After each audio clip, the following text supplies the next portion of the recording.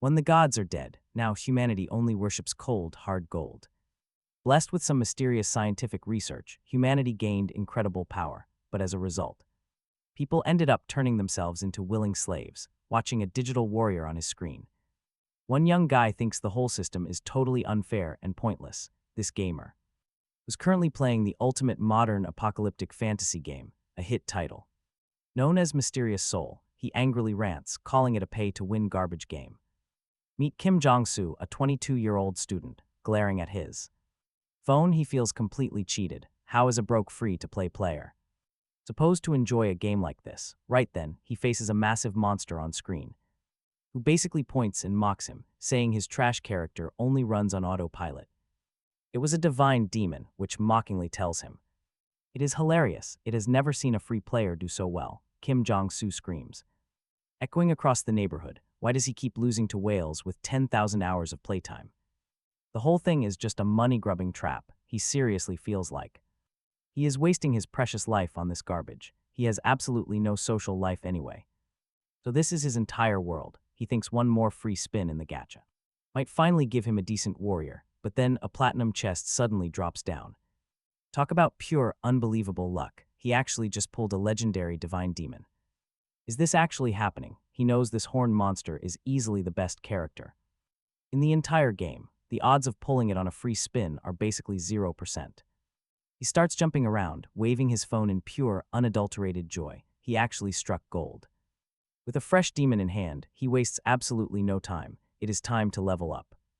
He can slowly grind for resources, but the fastest shortcut is to sacrifice his older, pre-leveled heroes. He realizes he never has to envy those pay-to-win whales again. Without hesitation, he feeds all his hard-earned warriors to power up the new demon, still waving his phone. He boasts loudly to the street about his massive luck. Overjoyed and distracted, he fails to notice he is stepping right onto the busy roadway. By the time he glances over, a car is already slamming on its brakes, but the impact is completely unavoidable. He slowly opens his eyes. His leg is in a heavy plaster cast and he lies helplessly in a hospital bed. What is happening? Why is he stuck here? To make things worse, his head is absolutely pounding. He slowly remembers getting violently run over by a truck. Suddenly, a nurse enters the room and cheerfully announces that Warrior Kim is finally awake. But why did she call him that? The nurse tells him to stay calm while she rushes out to fetch the doctor. He quickly glances at his medical records on the table. It literally lists him as a Kim warrior, detailing a bone fracture and a concussion from his accident. This must be a sick, twisted joke. Sure, he sacrificed his weak warriors to upgrade his demon, but did he literally become one of those sacrificed fodder warriors himself? How is that even possible? He accidentally shifts and puts pressure on his broken leg. Screaming out in pure agony, the nurse rushes in, telling him to lie still as a doctor enters the room. He explains that getting hit by a truck usually ends far worse, so he actually got off incredibly lucky, but they still need to run a few more tests to make sure. Specifically, he mentions scheduling an MRI and a magical vision exam. He is utterly bewildered. Warrior Kim, magical vision, what kind of crazy talk is this? To make things even worse, he has no medical insurance to cover any of this. He would have to pay for everything out of pocket. Jong Su froze. What did they mean, no insurance? Everyone in this country had state coverage.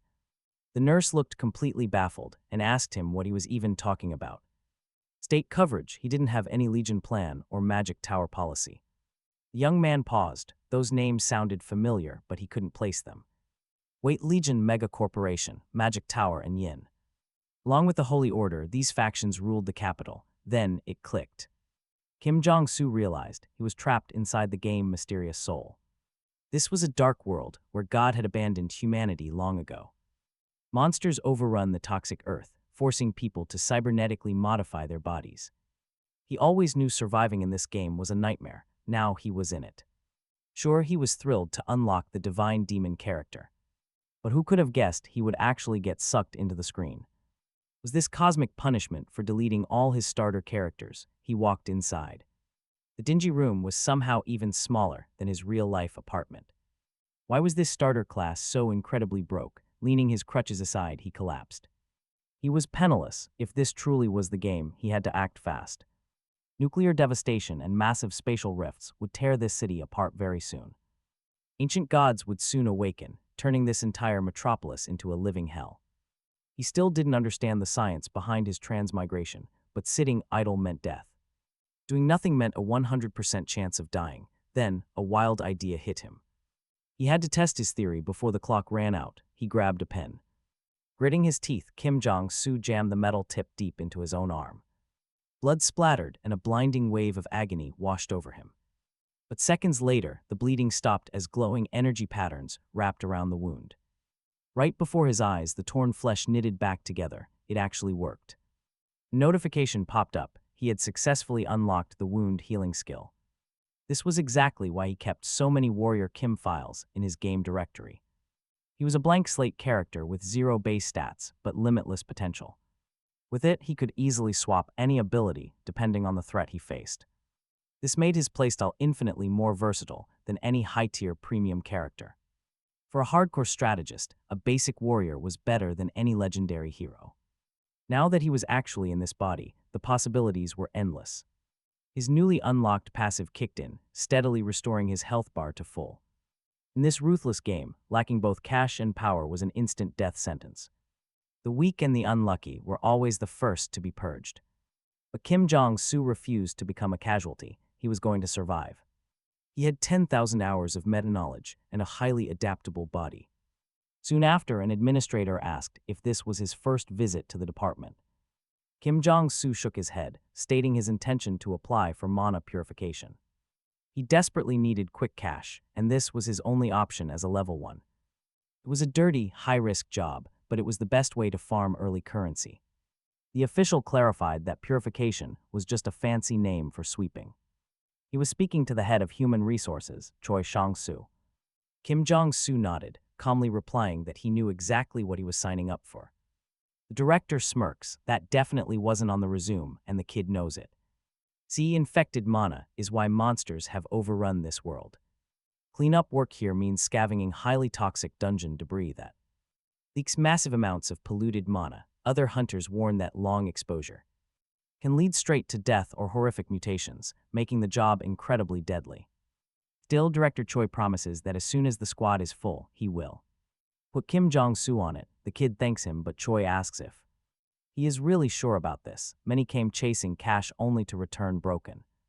Jong Su tells him not to sweat it. He is going to grind like a true free-to-play gamer. He is a master of grinding. Soon, the deer-faced team leader asks if he is indeed the new rookie they were sent. Jong Su confirms his arrival, but the deer leader quickly snaps that this is no game.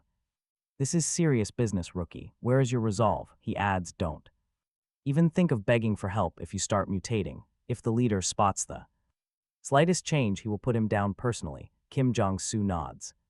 He knows the commander is only trying to scare the new guys. It is exactly like in games, but the kid wonders what an R rank character is doing down here anyway. Another hunter runs over to stop the deer, telling him not to bully the new guys when they are so short-handed. Every hand counts here. The savior is Hedgehog, a veteran with 5 years of cleaning dungeons. The commander, Aaron, mutters the rookie is worth keeping an eye on, hoping he won't be a drag. He warns they have exactly 4 days to clear 5 regions, so they must move fast. Jong Su thinks his boss is way more intense than his game counterpart. Hedgehog tells him to ignore it, saying the boss is actually decent. Soon, the hunters approach the gate. Right behind it lies a filthy subway dumping ground. The commander notes that the stench is horrible and impossible to ignore. He cracks open the door. Time to prep. The gate swings wide, and Aaron barks orders for everyone to take positions. Waiting just outside is a low-rank monster, a nasty, polluted slime. Very standard threat when clearing out contaminated dungeons, though these beasts are weak in a fight. Their liquid bodies make them incredibly annoying. They simply will not die until you rip out their inner mana core. The leader orders an immediate search for the core, even though it is tough. Letting this battle drag on means high risk of contamination. Jong Su grabs a simple shovel and charges forward to save his teammates trapped in the slimy grip. He yells for everyone to clear out, leaps high, and swings his shovel straight down, warning that he won't be responsible for any mess. The blow lands with crushing force, making the nearby hunter shriek in terror. Jong Su easily rips out the core, yet the saved hunter keeps screaming in panic. Even though the threat is completely gone, Jong Su figures it is time to warm up and stretch a bit.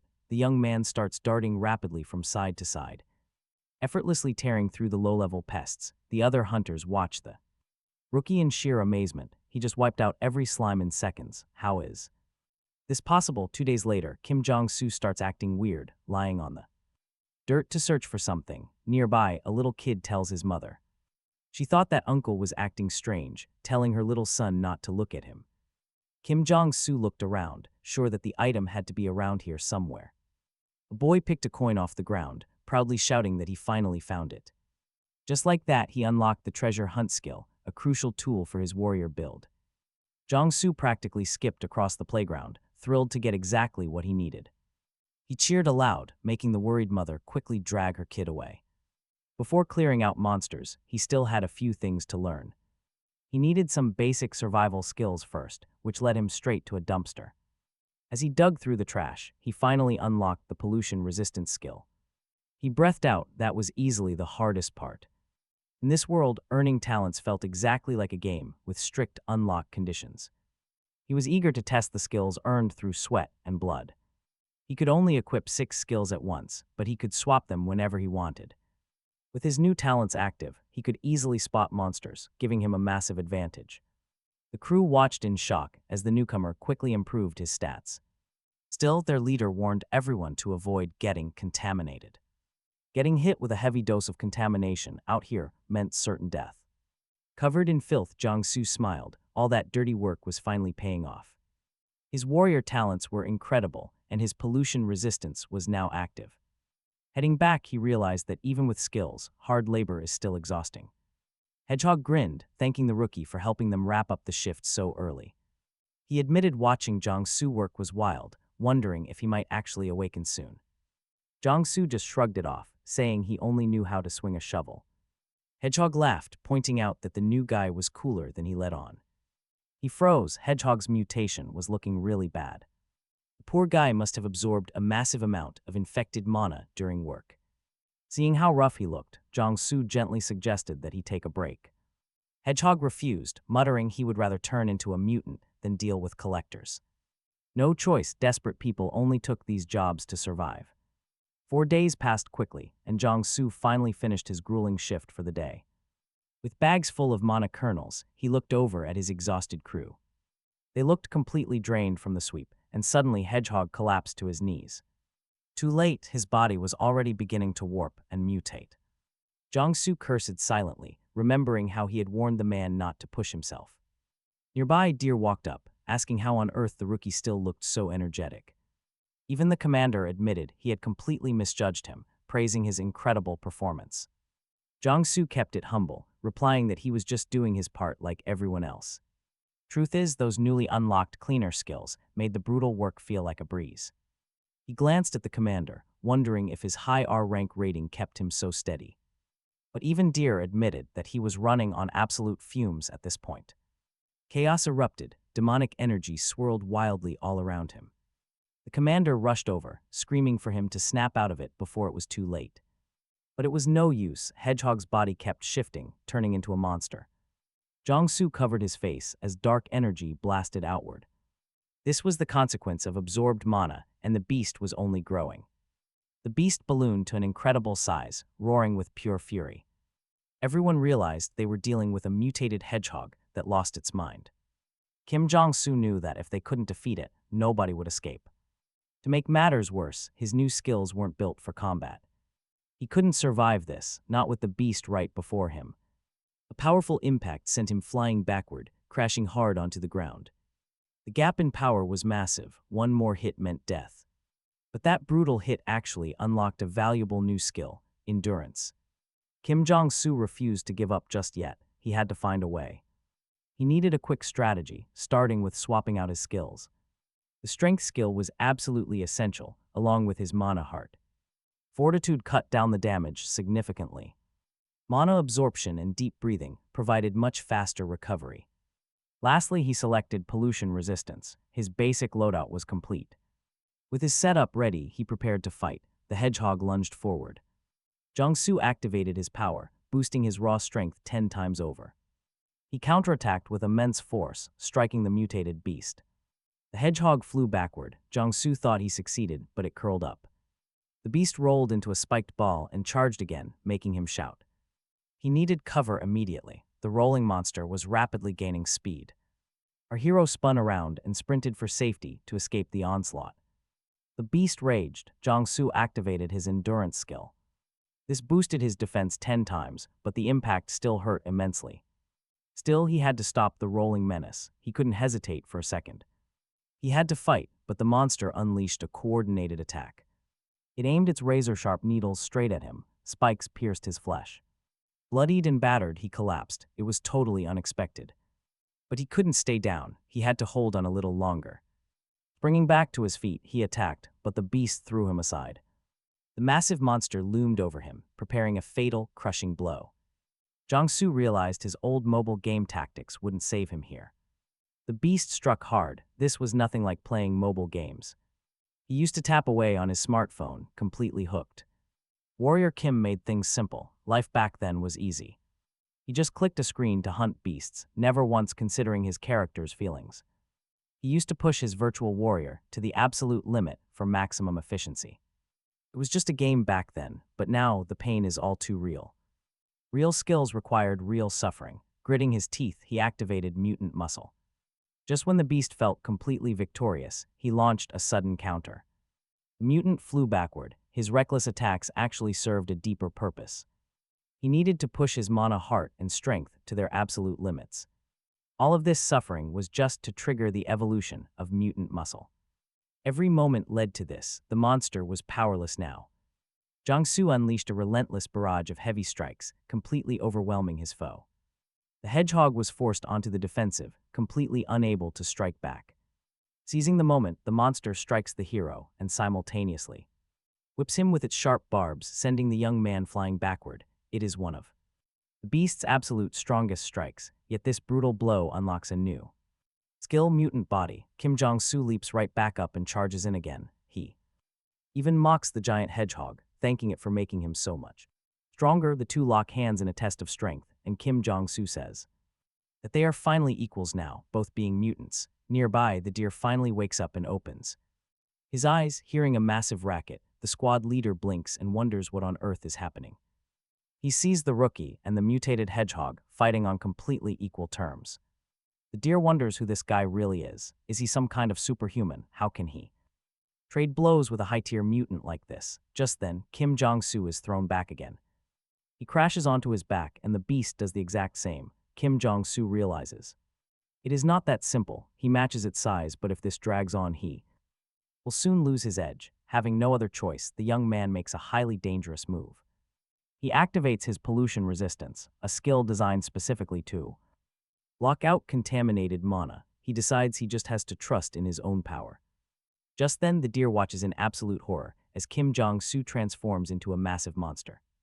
The squad leader realizes this crazy rookie became a mutant himself just to fight another one. But how is that even possible? Jong Su unleashes the skill, Mutant Warrior Kim. Terrified, the commander decides it is time to run. Honestly, who can blame him? Thankfully, after a tense moment, Mutant Warrior Kim reverts back into his human form. The crisis is over. Completely drained, the young man collapses face first onto the dirt, thinking he actually pulled it off. Pollution resistance is his absolute last line of defense.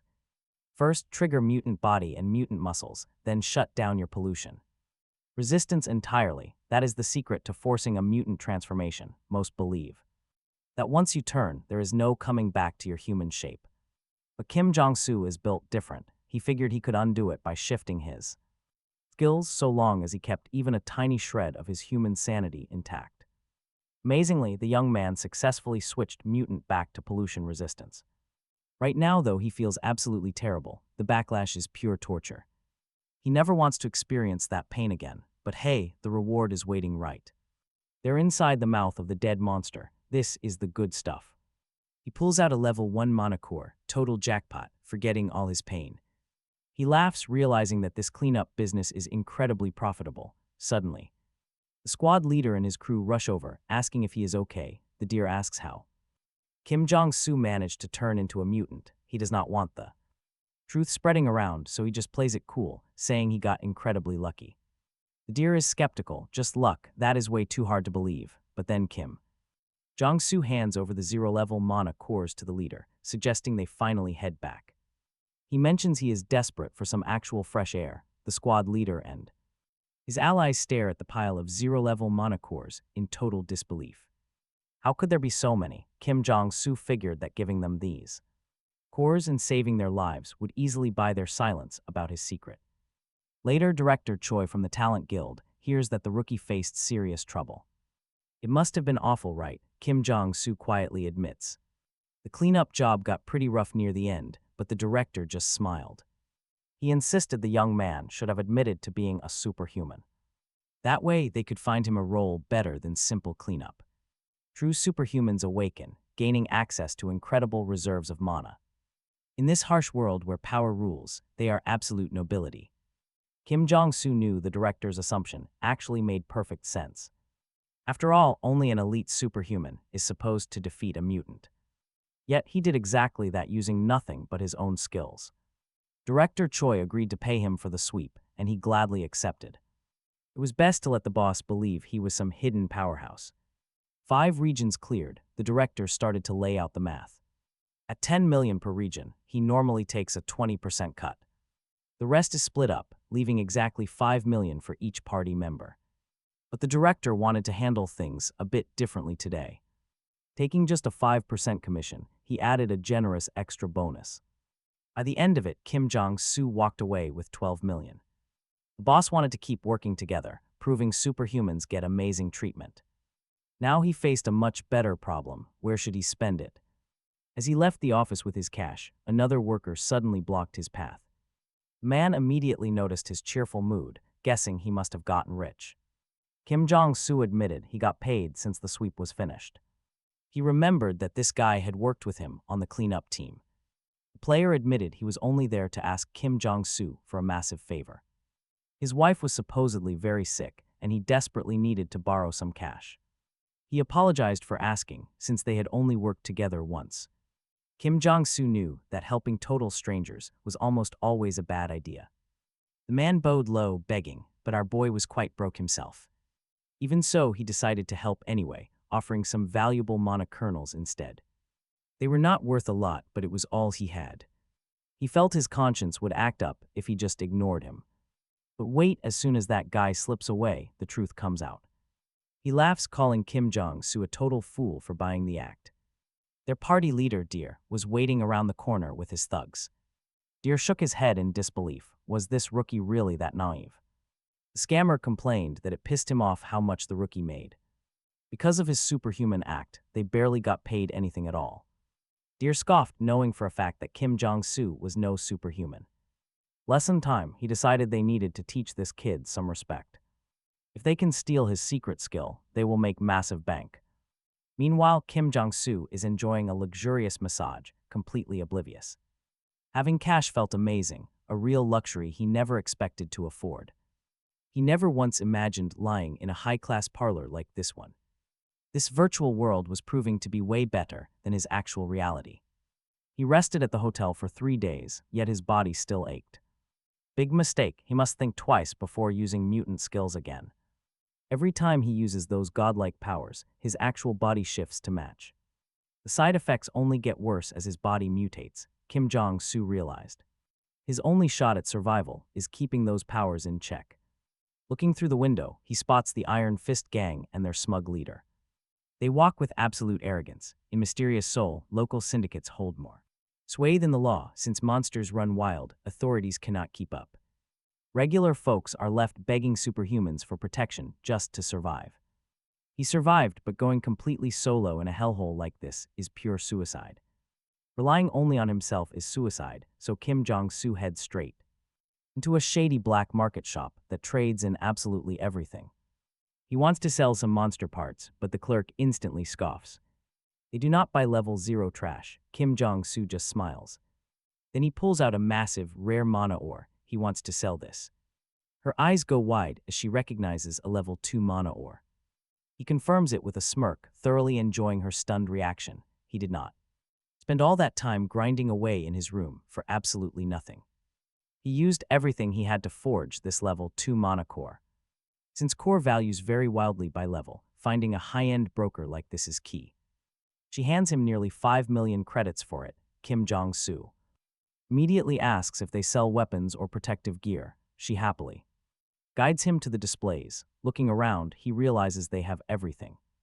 All the basic, reliable starter items from his gaming days are here. She tells him to take his time. Jong Su thanks her. Time to gear up. Fully armed and armored, he looks ready. He grips his brand new gun, finally feeling like a real, geared-up player. Suddenly, a panicked girl runs up and asks if he happens to be a mercenary. She desperately begs him for help, but Jong Su immediately tells her to find someone else. She quickly flashes a stack of cash, desperate for help.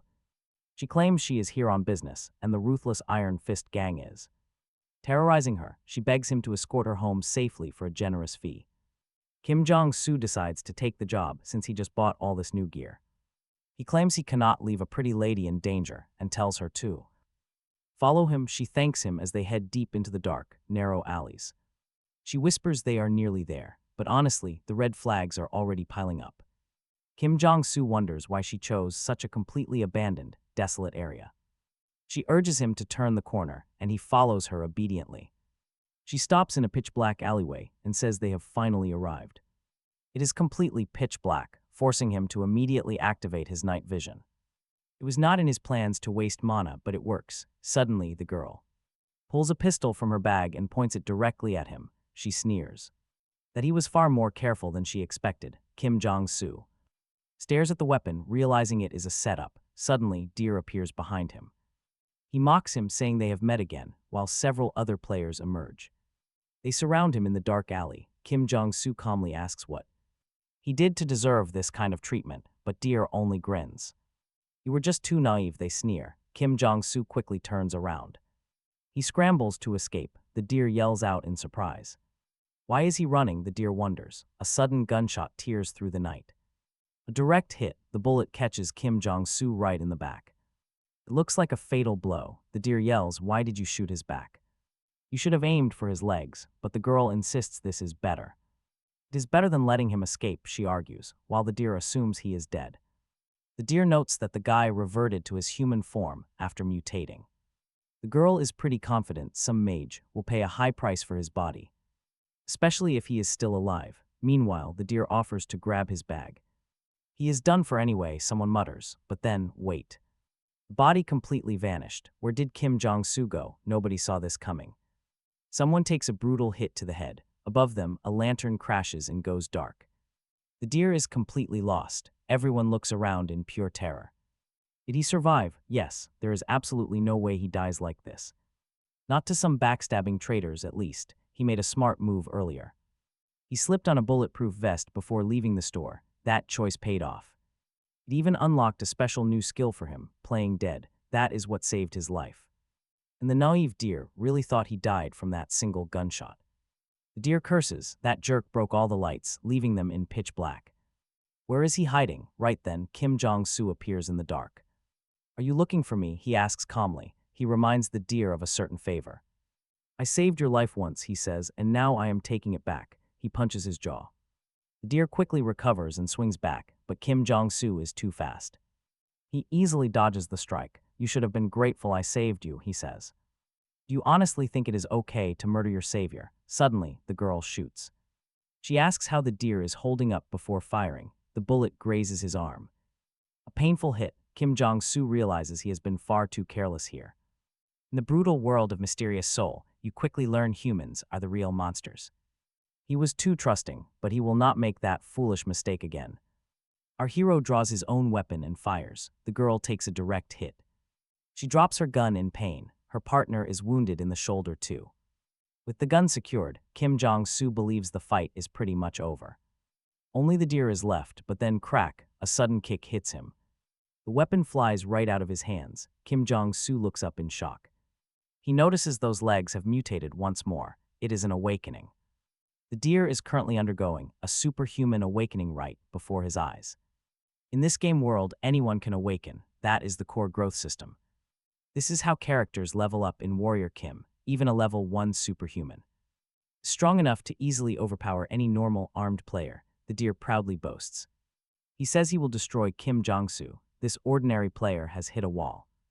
The deer suddenly vanishes. How? That is completely impossible. His skills are three-dimensional movement and rapid kicks, allowing extreme speed. He uses this insane mobility to zip around in any direction. The deer turns around and charges, running straight up the wall.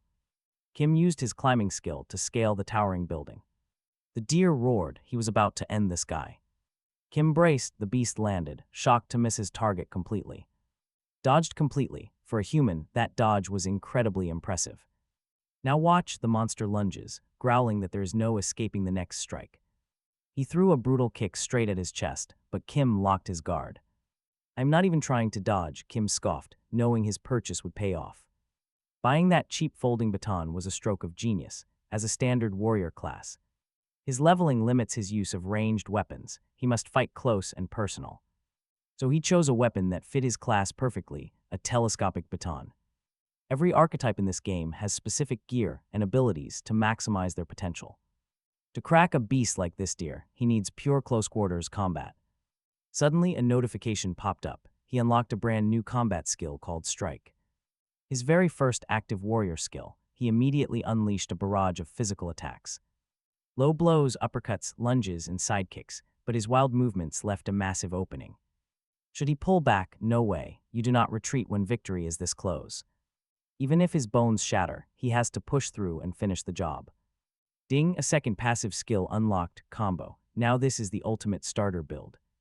With these two early game skills combined, his damage output is about to skyrocket. The terrified deerman begged him to stop, but Kim slammed his baton into its chest. The beast collapsed. A brutal, bone-shattering strike defeated him instantly. "I actually beat an awakened mutant," Kim cheered, but then a sudden agony struck. A violent, burning pain ripped through his veins, tearing his entire body apart from within. This was the exact moment he truly awakened into the brutal world of Mysterious Soul. A new superhuman warrior was born, raw magical energy flooding every single cell.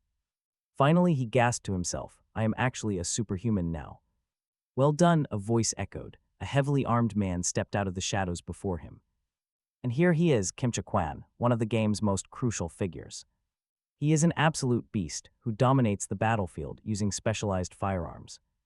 He even shoots with a high-tech prosthetic arm, but there is a catch. He runs the ruthless Iron Fist faction, cold, calculating, and completely merciless. Jong Su swallowed hard, realizing this mob boss must be absolutely furious right now. Kim Cha-kwan stepped forward, asking if he came here alone to pick a fight. "They attacked me first," Kim retorted. "I was not about to just lay down and die." The boss chuckled, "So you feared them more than you fear my Iron Fist." He slowly raised his pistol. Kim knew a fight right now would end in his death. Kim Cha-kwan shook his head. He had to teach a lesson to anyone trespassing here. In a desperate move, Kim reached out and grabbed the barrel of the gun. "Show me," Kim challenged. A deafening gunshot rang out, echoing through the empty space. The bullet tore straight through his chest. Kim Cha-kwan stared in pure shock. This crazy kid pulled the trigger himself, but Kim remained standing on his own feet. Clutching the bleeding wound, he actually grinned, muttering that it only tickled. Incredible, he had just unlocked high-speed regeneration.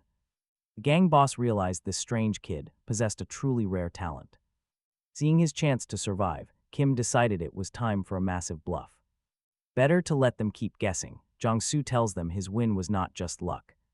If the Iron Fist group wants a real fight, they will need to try way harder. The leader grins at that. He actually respects the kid's stubborn nature. He agrees to let him off today, but now Jong Su owes him big time. Jong Su simply says he will keep that in mind, not showing any real emotion. The boss extends a hand, sealing a deal to bring him on board next time. Our protagonist knows playing along is smart. Keeping ties with them could be useful. Jong Su shakes on it, a done deal, until they meet again down the line. Next stop, the massive magic tower. Standing here in person is a completely different experience. The game did not do it justice. The energy here is incredibly intense. A welcoming staff member walks up, thanking him for making the trip to their facility. She asks how she can assist him today, prompting Jong Su to hesitate. He wonders why she looks so familiar. Is she a key game character?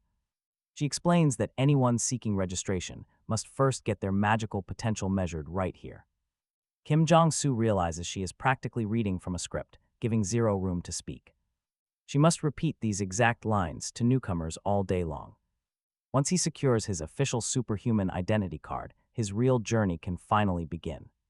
Suddenly, a blinding flash of light erupts, drawing the attention of everyone in the hall. The legendary saint has arrived. Jong Su instantly recognizes her holy faction. But he freezes. Why is a literal endgame monster boss standing right there? The crowd erupts in worship, praising the sacred order of the ancient father. Wait, he thinks, the training session should have triggered a standard boss encounter, not her. Anyone who knows the lore knows this group is actually a dangerous cult. A brutal faction destined to unleash chaos upon the city. The onlookers whisper, is she here to personally evaluate the new recruits? Jong Su watches her closely, sensing the growing tension in the room. This saint is a top-tier cleric, boasting an insanely high power level. She wields 8th-level capabilities, a terrifying force by any standard. An 8th-level superhuman is essentially a walking, talking military aircraft carrier. We are talking about a national-level force capable of massive destruction. Down the road, this powerhouse is destined to destroy the entire capital. Of course, if Jong Su warned anyone about this, they would call him insane. For now, he needs to focus on passing his own magic test. Showing 6 active traits will draw away too much unwanted attention. He needs to mask his profile, bringing it down to a modest 3 instead. Suddenly, a shadow falls over him. The saint herself is looking right at his screen. She quietly comments that his registered abilities on the screen seem incredibly fascinating. Jong Su gasps, did she actually detect his hidden stats? The saint gently asks him for his name, looking at him with deep curiosity. He introduces himself, still stunned to be face to face with her. Having a major game boss talk to him directly is completely surreal. She formally introduces her church, inviting him to join their sacred faith. Their master, who commands the absolute throne of black gold, values unique talents. To survive on this harsh, unforgiving earth, he will need their guidance. She urges him to accept their blessing and walk the path of the ancient father. She stands before him, the eldest daughter of the ancient father. Jong Su realizes that if he accepts her faith, he will gain a special trait, but also must agree to become an apostle for them. This very sect fought in the war, allowing foreign powers to crush Seoul. Jong Su feels like he is being forced to buy garbage stock right before it expires. He shouts out that he refuses to convert. The saint is stunned. Did she hear him correctly? This young man actually has the audacity to reject her God, but the ancient father has already claimed him. Plus, we cannot ignore the divine mark branded right onto his skin. If he cannot find a way to remove this imprint, his struggle for freedom is useless. The onlookers are shocked. Did he seriously just refuse ordination? Is he an absolute madman? They can only look at him with deep pity. Suddenly, his refusal triggers the activation of a brutal punishment, the holy fever. The brand burns deep into his skin, unleashing a wave of agonizing heat. He thought he was prepared, but his entire body feels like it is melting. Holy fever is a notorious punishment in mysterious Seoul, causing unbearable torment. It makes normal life impossible. The only cure is to submit and take communion. But Jong Su saw the dark future coming. That is why he refused. Is this where he dies? Just then, the same girl appears before him. She approaches him with a cool bottle of water in hand, asking if he is okay. Though no one can truly cure this holy fever, he is incredibly grateful. She starts sprinkling the cool water over him as he tries to hold on. He needs to endure just a bit longer until his passive resistance kicks in. He was not foolish enough to reject them without a solid backup plan. Normally, the holy heat burns hotter, depending on a person's magical potential. Since our hero is only at level 1, his magic power is incredibly low. His mind is pushed to the limit, but he still has a few tricks. First, he must unlock resistance to the Holy Spirit to survive the burning. The searing heat keeps rising, and he desperately needs more water to cope. The kind girl keeps pouring it on him, urging him to stay strong. It feels like a soothing oasis cutting through the endless, blinding agony. He focuses completely on the clash between the burning fire and cool water. Keeping his cold focus, he feels his inner magic begin to stir. A brand new magic defense trait has finally unlocked inside of him. He successfully obtained the level 1 passive defense trait he needed. The girl looks at him with concern, asking if he is all right now. He smiles and assures her that he survived solely because of her help. The onlookers are speechless. They cannot believe he survived the holy fever. It is not a permanent solution, but the new protective magic works.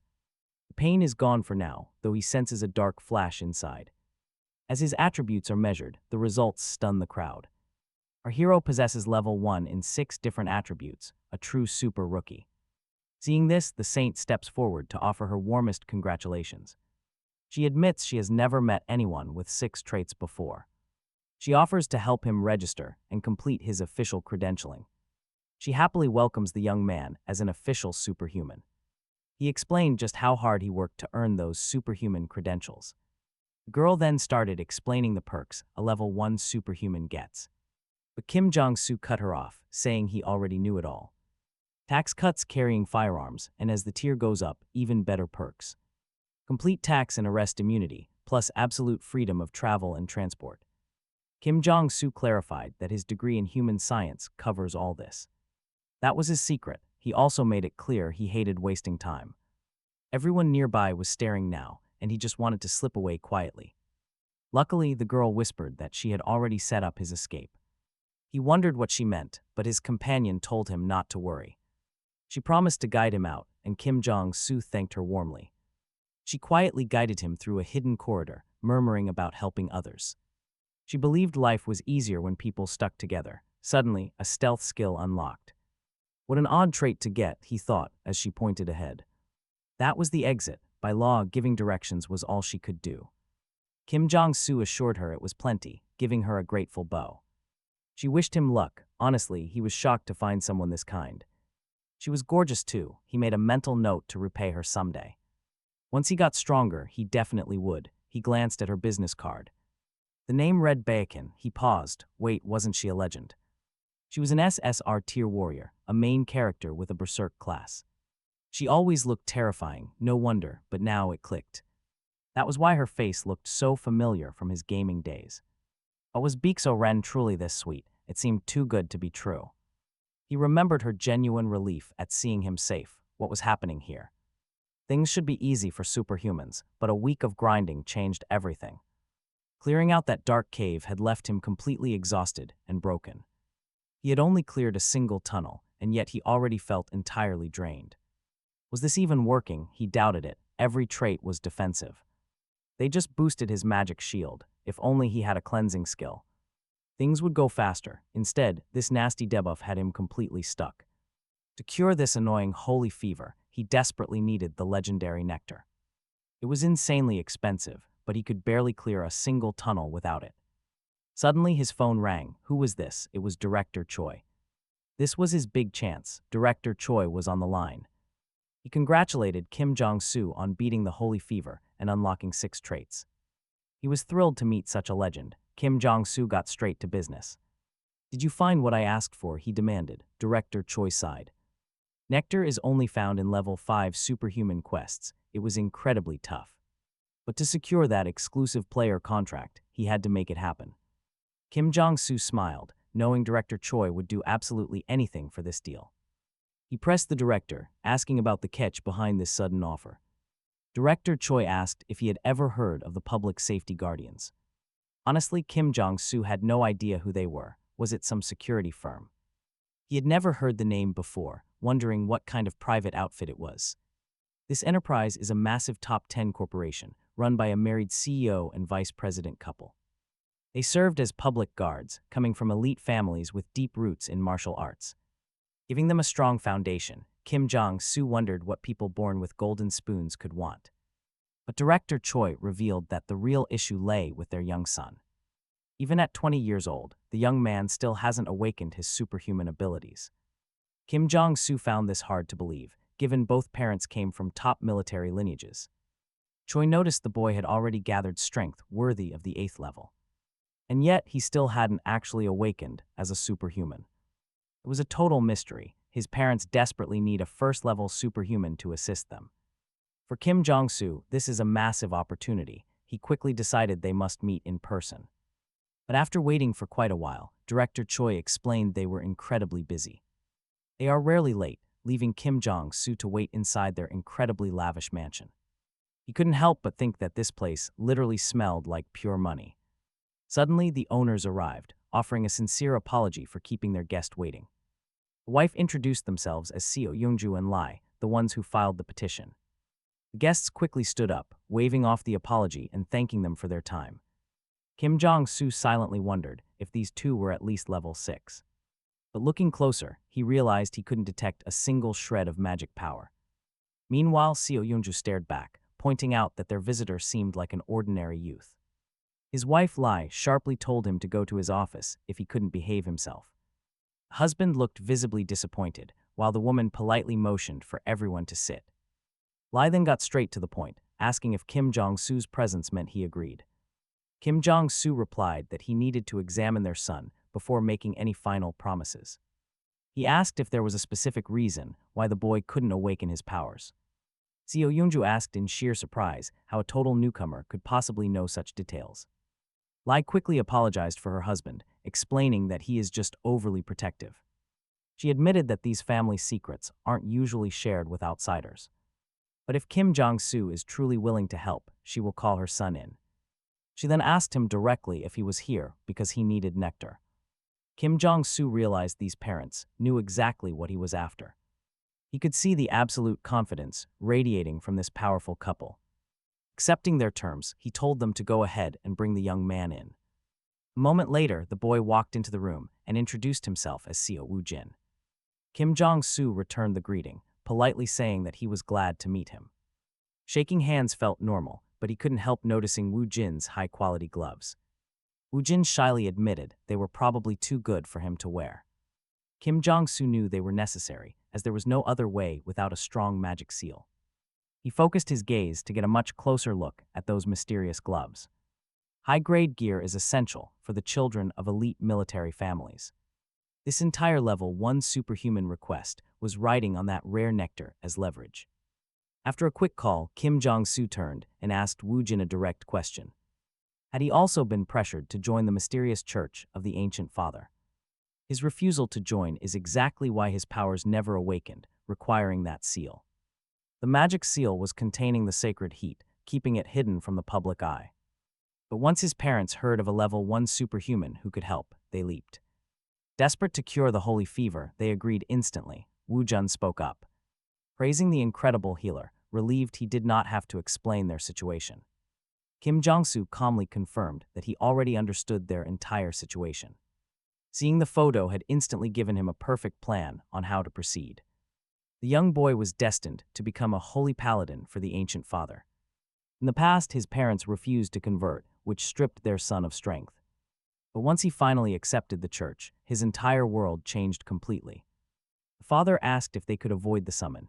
Jong Su silently observed him, remembering how they had looked down on him with sheer disdain earlier. He calmly replied that it was possible, claiming he understood their deep pain. He knew the agony young Woo-jin had faced and assured them of his help. With this promise of aid, Woo-jin began to view him as a savior. Now he would gladly play the part of a saint and preach to them. He knew he had the father fully on his side, but there was one condition. Lemiri cut in, stating that their goal was more than just raw power. The priority was surviving the sacred heat, and they would pay any price. Desperate to save their son, they listened as Jong Su made his demand. He wanted to learn their family fencing. Lemiri gasped, asking if he was serious. The vice president was far more terrifying than her husband, her anger fully justified. Traditional swordsmanship had lost its value in the 21st century, but times had changed. In this era, an awakened swordsman could easily slice through an armored tank. Because of this, elite martial arts secrets were worth entire fighter jet squadrons. They cost trillions of coins. With daily practice, even a level 1 warrior could easily reach level 4. Such combat secrets were kept strictly for the elite. Jong Su worried that his bold request might have pushed them too far. He quickly clarified that the technique would only be his reward upon success. Lemiri agreed, promising both the sacred nectar and the technique's memory chip. The deal was set. Jong Su could barely contain his growing excitement. Deeply bowing in gratitude, he celebrated his massive gamble actually paying off. But Lemiri warned that failure meant their wrath, which he quickly dismissed. He assured her it was impossible, suggesting they finally get to work. They immediately headed down to a private training room dense with magical energy. Rows of shelves held about 200 mid-grade potions. Wu Jun spoke up, confirming they had prepared everything exactly to his specifications. Kim Jong Su then demanded that absolutely no outsiders remain in the room. Before leaving, Lemiri apologized for her cold and rude behavior from earlier. She explained that Wu Jin had faced severe isolation since childhood, leaving him friendless. Locked away from the world, the boy had suffered from deep, suffocating loneliness. Since he was constantly confined, his mother had grown far too harsh. But now she trusted Kim Jong-su completely, who watched her with a smirk. They had fallen right into his trap. Nearby, Wu Jin softly reassured his mother. Telling her that everything would be fine, Kim Jong-su sensed that soon. The boy would turn cold-blooded and easily betray his own mother. Still, he told them not to worry. Soon, they were left alone. Staring at the silent youth, Kim Jong-su suggested they begin. Wu Jin nodded. Knowing exactly what had to be done, Kim Jong-su told him to stay calm. First, the boy cautiously asked if he would be tortured or drugged. Or electrocuted. Was that really just a normal part of awakening? Who on earth treated people like that? Normally, the holy fever is cured right after awakening with special nectar, but Wu Jin had not awakened yet, and his body was overflowing with unstable magic. Even the nectar could not cool this intense, burning heat. Kim Jong-su reassured him there was no need to fear. But whatever the young man saw today had to remain a strict top secret. First, they needed to expand the magical shield. Timing had to be absolutely perfect. Right on cue, Wu Jin downed the potion. His damage and mana consumption spiked. But the healing effect was far too weak. Instead, a dangerous addiction warning appeared. He had to focus entirely on the shield, creating a magical barrier right there. The barrier materialized, successfully keeping the blazing holy heat trapped on the outside. Wu Jin watched in absolute awe, calling it amazing. Kim Jong-su replied that now it was the boy's turn. Our hero told him to take off his gloves, step inside the barrier and take his hand. Wu Jin hesitated, wondering if the two holy energies would clash. That could easily trigger a total disaster. But Kim Jong-su told him to stop questioning and just trust the process. The young man realized he was about to bare his hand for the first time since converting. A massive wave of power began radiating from the shield. Despite his deep terror, he gripped the hero's hand as tightly as he could. It was 1,000 times more painful than his initial awakening. It felt as if chunks of flesh were being ripped off, but he knew he had to endure. Kim Jong-su held on tight, keeping the boy steady inside the protective shield. But the agony was too much, and Wu Jin collapsed onto the ground. Suddenly, his damage absorption skill activated. He could now take the hit directly. The young man gasped that it worked. He pulled the glove off completely, and the intense pain finally became bearable. Kim Jong-su smiled. Their effort paid off. Using Wu Jin's magic shield, they had transferred the blazing holy heat directly to our hero, who successfully absorbed it all. Now, the young man had to attack Kim Jong-su, pushing him into a true battle frenzy. Wu Jin knew it was time to unleash the swordsmanship skills he had spent his entire childhood mastering. He swung his blade and struck. Kim Jong-su was stunned. Wu Jin shattered the steel handcuffs, using a mere wooden sword, triggering a brand new defensive trait on the spot. Now check this out. The hero was completely baffled by this bizarre stat. One wrong move, and he could be completely crushed by his opponent. Still, Kim Jong-su was learning swordsmanship from an unawakened kid. What other hidden techniques did this boy possess? Suddenly, escaping Wu Jin became impossible. Another new trait popped up: evasion. Kim Jong-su quickly realized that his opponent was finally undergoing his true awakening. The blade in Wu Jin's hand suddenly erupted with a brilliant, blinding light. An SSR rank connection was forming.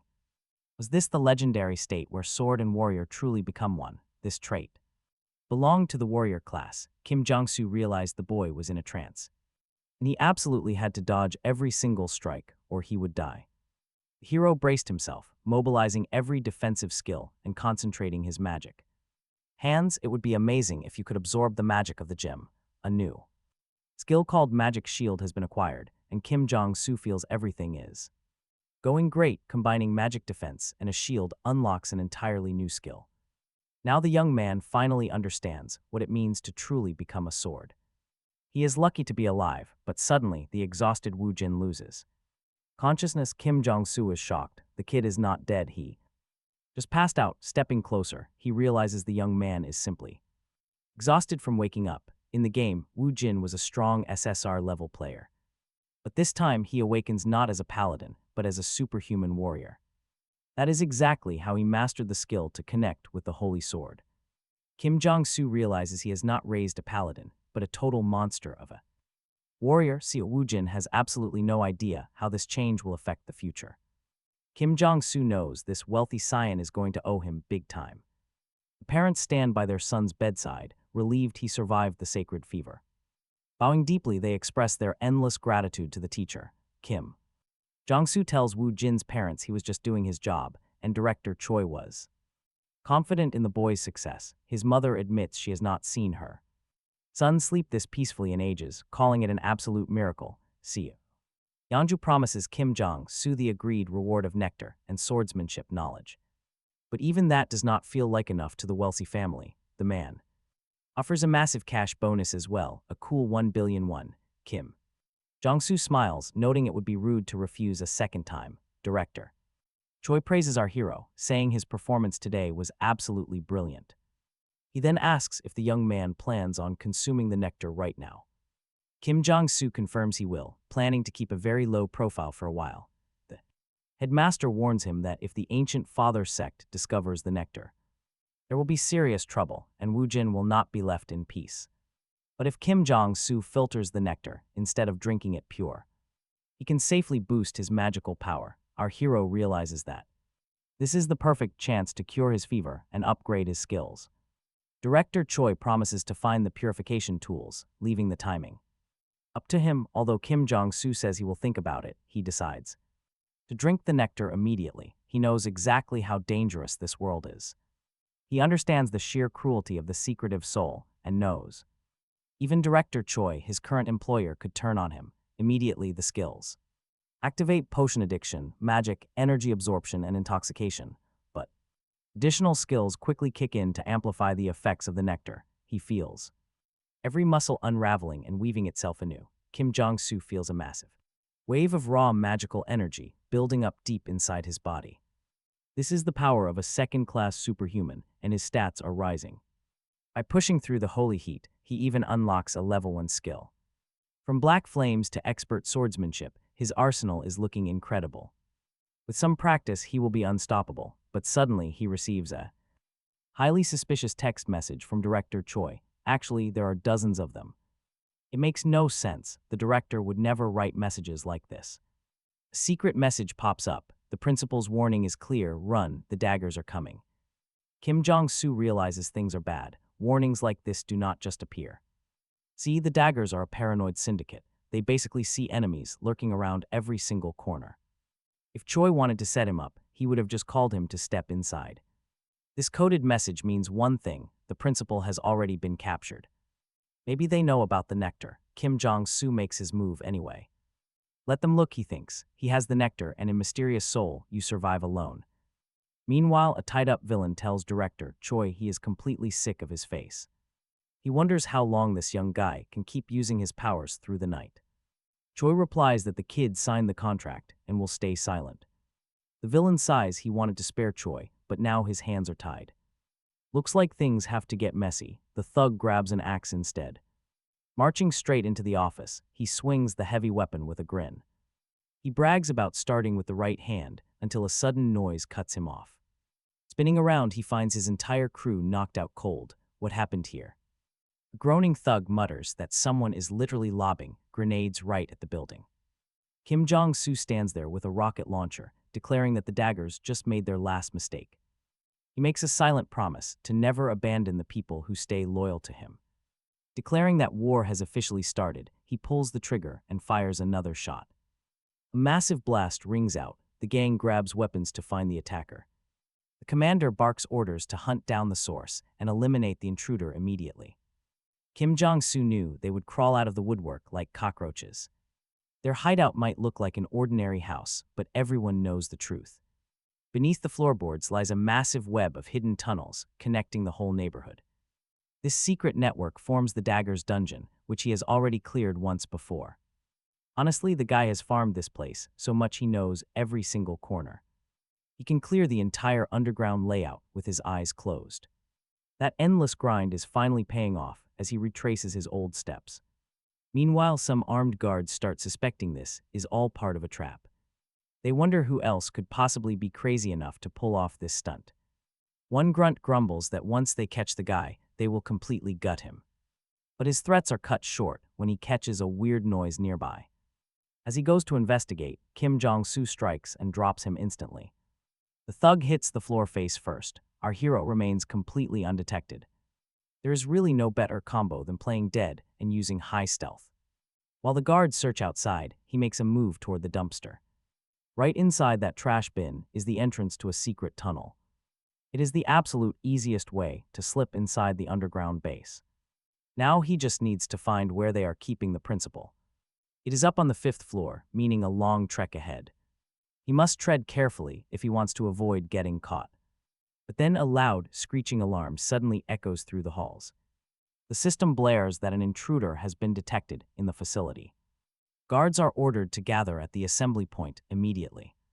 Jong Su sighs, they know he is here. To reach the main hall, taking the stairs was his absolute fastest way up there.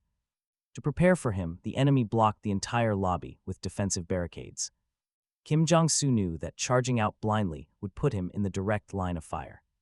But our main character had a completely different plan. He unleashed a volley, shouting that he brought a little welcoming gift for the gang members. The daggers felt like they were dealing with a total gun-toting psychopath. Jong Su quickly lobbed a grenade straight into the absolute thickest crowd of gangsters. A massive blast ripped through the room, sending criminals flying everywhere. Jong Su laughed, quietly muttering that taking the hard road just was not his style.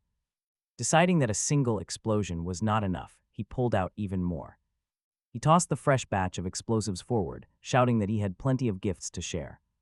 Jong Su ducked behind a door as the entire hallway erupted in flames. He grinned to himself, quietly mentioning how much he loved that sweet sound of destruction. Once the smoke settled, he stepped out to see if anyone survived the onslaught. He knew some could still be breathing, so he carefully checked for any hidden traps. Suddenly, a surviving thug jumped up and pulled the trigger on our hero. Luckily, he unlocked a brand new skill called premonition, letting him dodge and kill his attacker. He easily cleared the room and headed up to the 4th floor. But he reminded himself that things would only get more dangerous from this point onward. While moving toward the 5th floor office of the boss, the gang set up a defensive camp. Jong Su peeked down the long hallway, scanning the area to see if anyone was watching.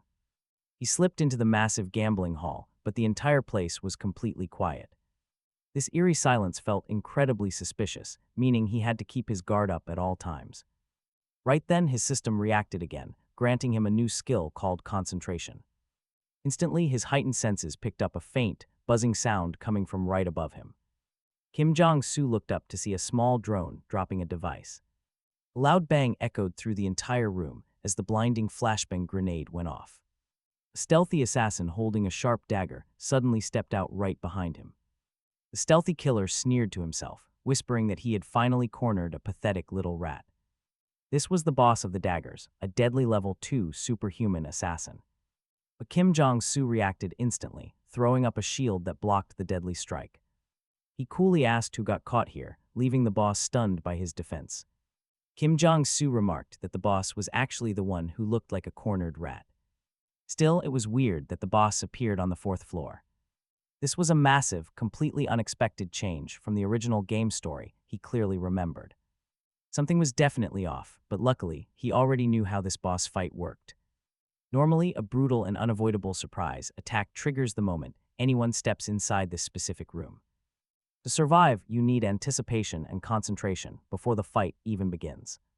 The dangerous supreme leader of the daggers is a highly trained, elite superhuman killer.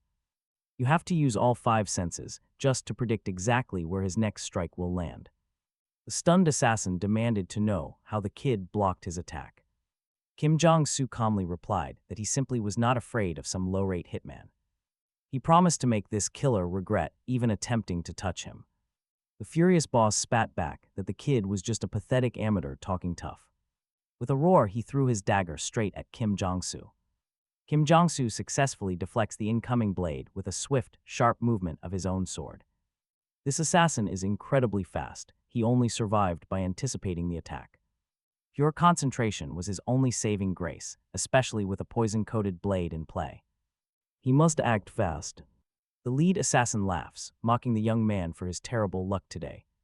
But if he surrenders right this second, perhaps they might show a little mercy. In this sick trade, the boss generously promises that he will only lose one single arm. Jong Su hates useless banter, telling his enemy to just attack. The killer laughs, saying his ridiculous stance proves he is no master swordsman. He assumes the young man is actually just a shooter out of his element. Clearly, the cocky assassin is just trying to buy some precious time with desperate, foolish talk. Since Jong Su normally relies on firearms, the misunderstanding is pretty reasonable. But suddenly, the boss lunges forward, screaming at him to prepare for a painfully slow death. In his arrogant rush to end it, however, the assassin leaves his front entirely unguarded. The arrogant killer even laughs, mocking the young hero for being too slow. Jong Su simply smiles back. He just swapped his stats to become a warrior. Unleashing his peak swordsmanship skills, he prepares to strike back with absolutely overwhelming force. His primary move is the mountain-shattering strike. The assassin never expected such massive raw power, dropping his poisoned blade instantly. He crashes heavily to his knees as fresh blood begins pouring from his mouth. Jong Su calmly points out that dropping your guard is the fastest way to get killed. But the desperate boss screams that it is not over, pulling out a hidden second dagger. Seeing his opponent push for a final desperate struggle, our hero reacts instantly. He lands another heavy blow, slamming the boss flat onto his face. But watch closely, a sharp blade is now sticking directly out of the hero's side. He pulls the weapon out, but the lethal poison is already racing through his veins. Swapping his active skills becomes an absolute emergency as his legs start to fully buckle. The pain is brutal, but there is no time to waste. On the 5th floor, Director Choi remains tied up. Knowing he is completely alone, the director realizes he must take matters into his own hands. Shuffling around, he rocks back and forth until he crashes to the floor, chair and all. He desperately reaches for a sharp glass shard to cut his ropes. Suddenly, Jong Su bursts inside, slicing the bindings and pulling the older man up. He asks how the director got caught, jokingly adding that rescuing him was no easy task. Director Choi is incredibly touched. Did this kid really fight all this way just for him? But there's no time to celebrate because they need to escape this place right now. The enemies are closing in. Looking closely, the young man notices how badly Choi was beaten. Seeing his severe injuries, he tells the old man to climb onto his back. Director Choi refuses, not wanting to be a burden, but Jong Su strictly insists. They can't waste time arguing. They have to run before they get cut off completely.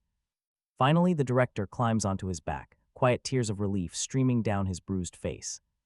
Jong Su silently reflects that while this dangerous world can be cruel, it has its moments. Suddenly, a system notification pops up. He has gained the poison resistance skill. After quickly chugging down a recovery potion, the deadly toxins are completely flushed out. Grateful for the rescue, Choi tells the young hero to drink as many potions as he likes. Jong Su says he has had enough. Choi explains that while filtering the nectar, there was a leak. He could not trust his own staff. Jong Su tells him it is okay since he already drank the nectar.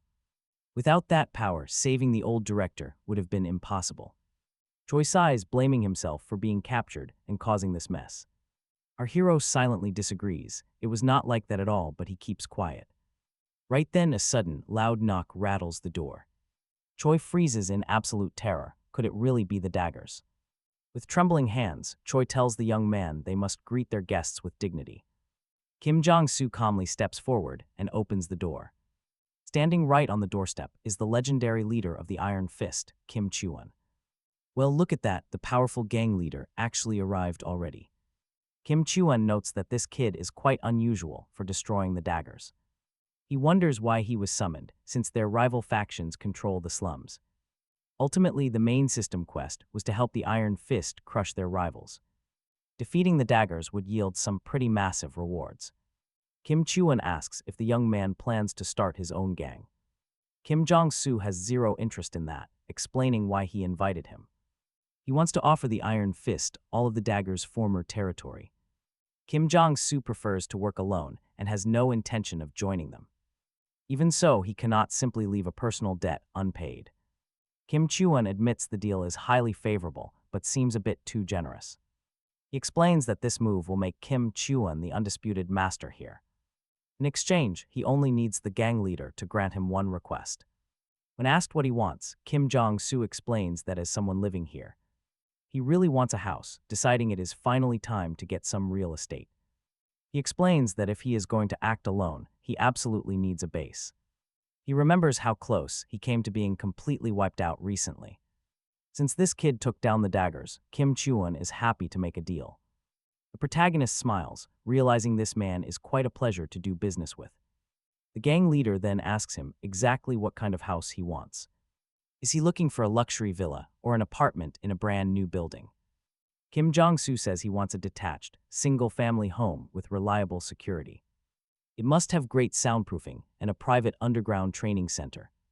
Kim Chuan silently notes that this young man is definitely not very modest. But the protagonist quickly adds that he already knows of a suitable place. He specifies the ridge of Kanaban Peak, located right on the city outskirts. This was the exact location of the very first hero base in the game. Now Jong Su finally gets to experience having a peaceful home during his downtime. New property is absolutely gorgeous, offering a stunning view of the surrounding nature. When he first arrived in the world of Mysterious Soul, he felt completely miserable. Back then, the hospital hit him with an incredibly expensive treatment bill. But now he has a palace-like house and a massive fortune to match. He quickly forces himself to focus, knowing this is no time to celebrate. As the story unfolds, dangerous new ancient enemies will surely emerge. He reminded himself of the holy churches out to destroy souls like his. That was the real reason he chose this new house. He headed down to the underground complex, found the right spot on the stone wall, and prepared for the absolute hardest part. No turning back, he swung his heavy pickaxe. The wall shattered under the blow, letting him peer inside. He smiled, satisfied with his skills. Jong Su kept striking the stone. This manual labor was turning out to be a lot harder than expected. The game had skipped these annoying grinding details, but he refused to give up. He cheered, his pickaxe finally broke through, letting pure water burst out. Water tasted absolutely incredible, instantly washing away all his heavy exhaustion. It felt like coming back to life. This magical spring was already healing him. His health recovered instantly. The water was warm, bubbling with concentrated, pure energy. Even if someone collapsed or hit zero health, a cloth soaked in this saves them. This miraculous fluid instantly neutralized deadly poisons, curses, and magical side effects. Best of all, this legendary spring was hidden right under his new home. In this real world, he had to work for things the game normally automated. But the effort was worth it. This spring was the ultimate recovery zone. He could train to absolute exhaustion and bounce back in a few seconds. Jong Su immediately kicked off his brutal, unregistered training regimen. 2 weeks flew by, and trust me, his training results were absolutely mind-blowing. His control over the black flames reached a whole new level. The first stance was mountain breaking. It cut cleanly through the air.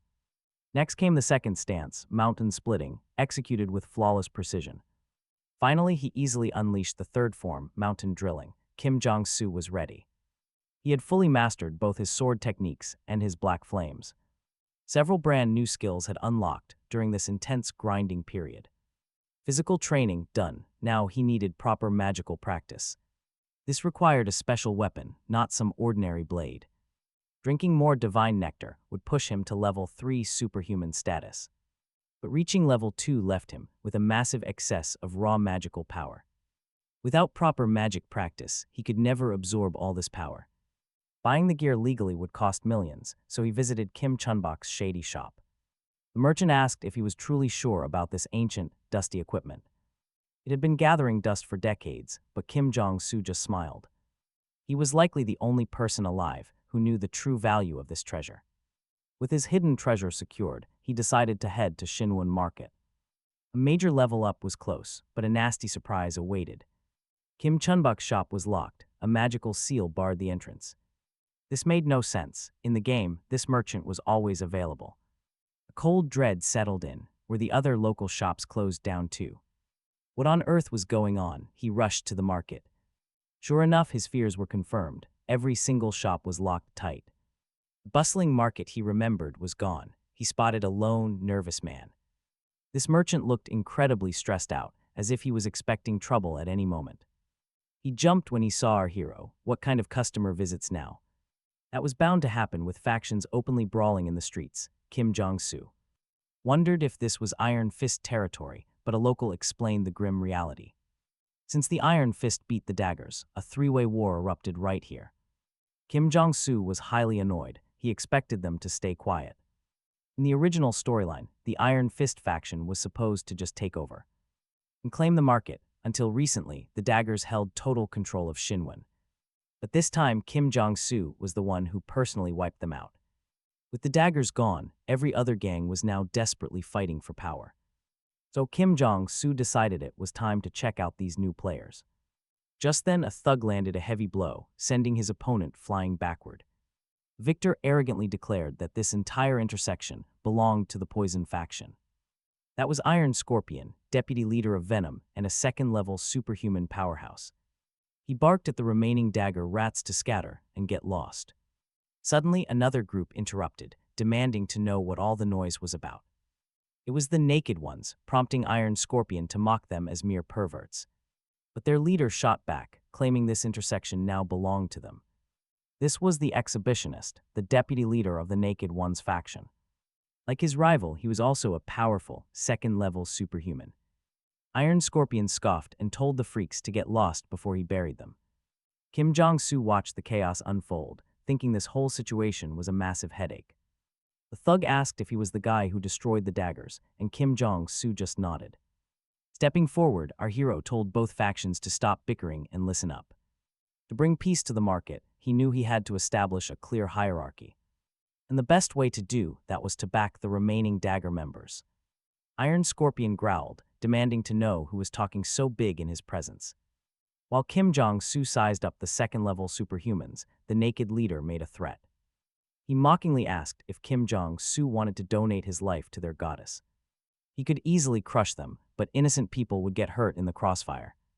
So he decided to make a dramatic show of force and drew his sword. The thugs gasped at the intense aura. Was this the legendary Dagger Slayer? Jong Su calmly confirmed it, offering them a generous way out of this.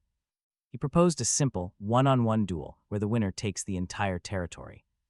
Iron Scorpion scoffed, questioning if this kid had completely lost his mind. Jong Su ignored the insult, letting them choose any weapon they wanted to use. Turning to the nudist leader, he asked if his special ability was mind control. He arrogantly claimed that Jong Su could never survive his mental pressure. Surprised by how well-informed the hero was, the Naked leader offered an alternative. He suggested they skip the fight entirely and just join their sacred goddess. Jong Su shut him down instantly, calling the offer completely disgusting and pointless. He mocked their weak cult, pointing out they barely had any real influence. Why join a tiny sect that was not even mentioned in the Treaty of Westphalia? Realizing he was a non-believer, the nudist promised the goddess would force enlightenment. He activated his skill, commanding Jong Su to kneel and accept her grace. Instantly, an intense psychic pressure washed over him, showing just how strong the mind control was. It was so overwhelming that his knees actually began to buckle, but he resisted. He brings it together and knocks his opponent flat with a vicious punch to the jaw. Saint or not, he is broken. The grunts drag the pathetic exhibitionist away. Jong Su turns his cold gaze toward the deadly Iron Scorpion, pointing right at her. There is no running, she is next. Iron Scorpion confidently laughs it off, claiming she is on a different level. Jong Su wants to test that claim. If she uses poison, let her try. She gladly accepts the challenge. It is time to show what she can do. A spokesman for the Daggers warns them. Her poison is completely lethal.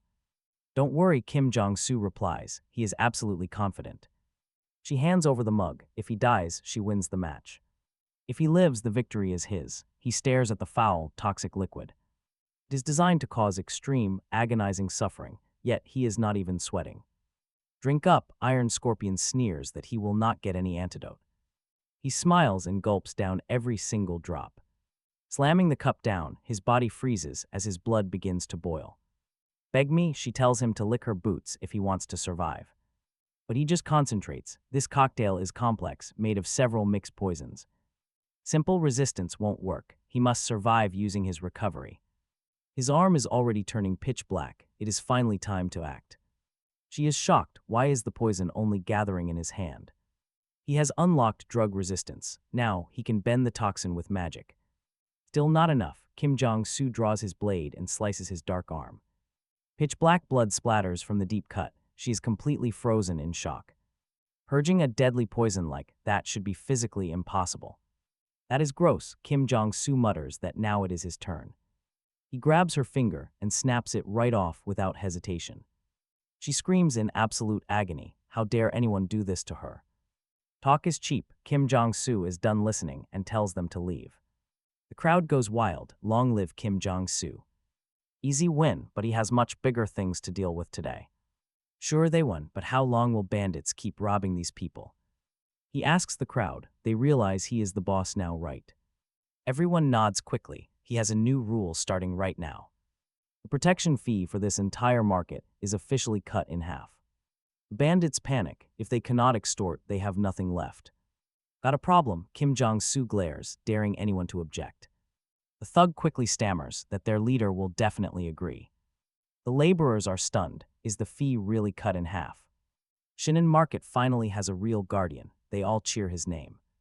Just my duty, he replies. Still, this market sells everything.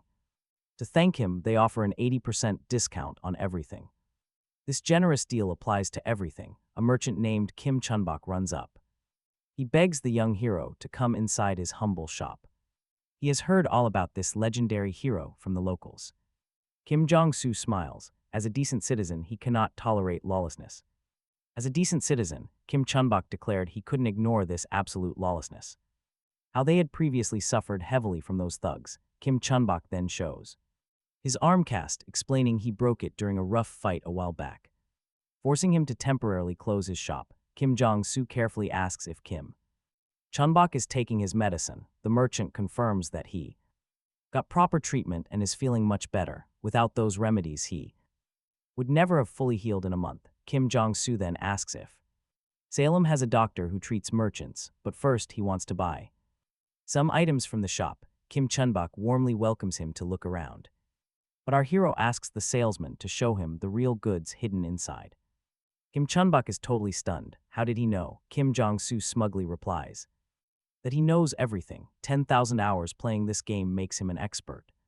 The shopkeeper admits he never reveals his basement to new customers, but since this guest is a superhuman, he will make an exception for him today.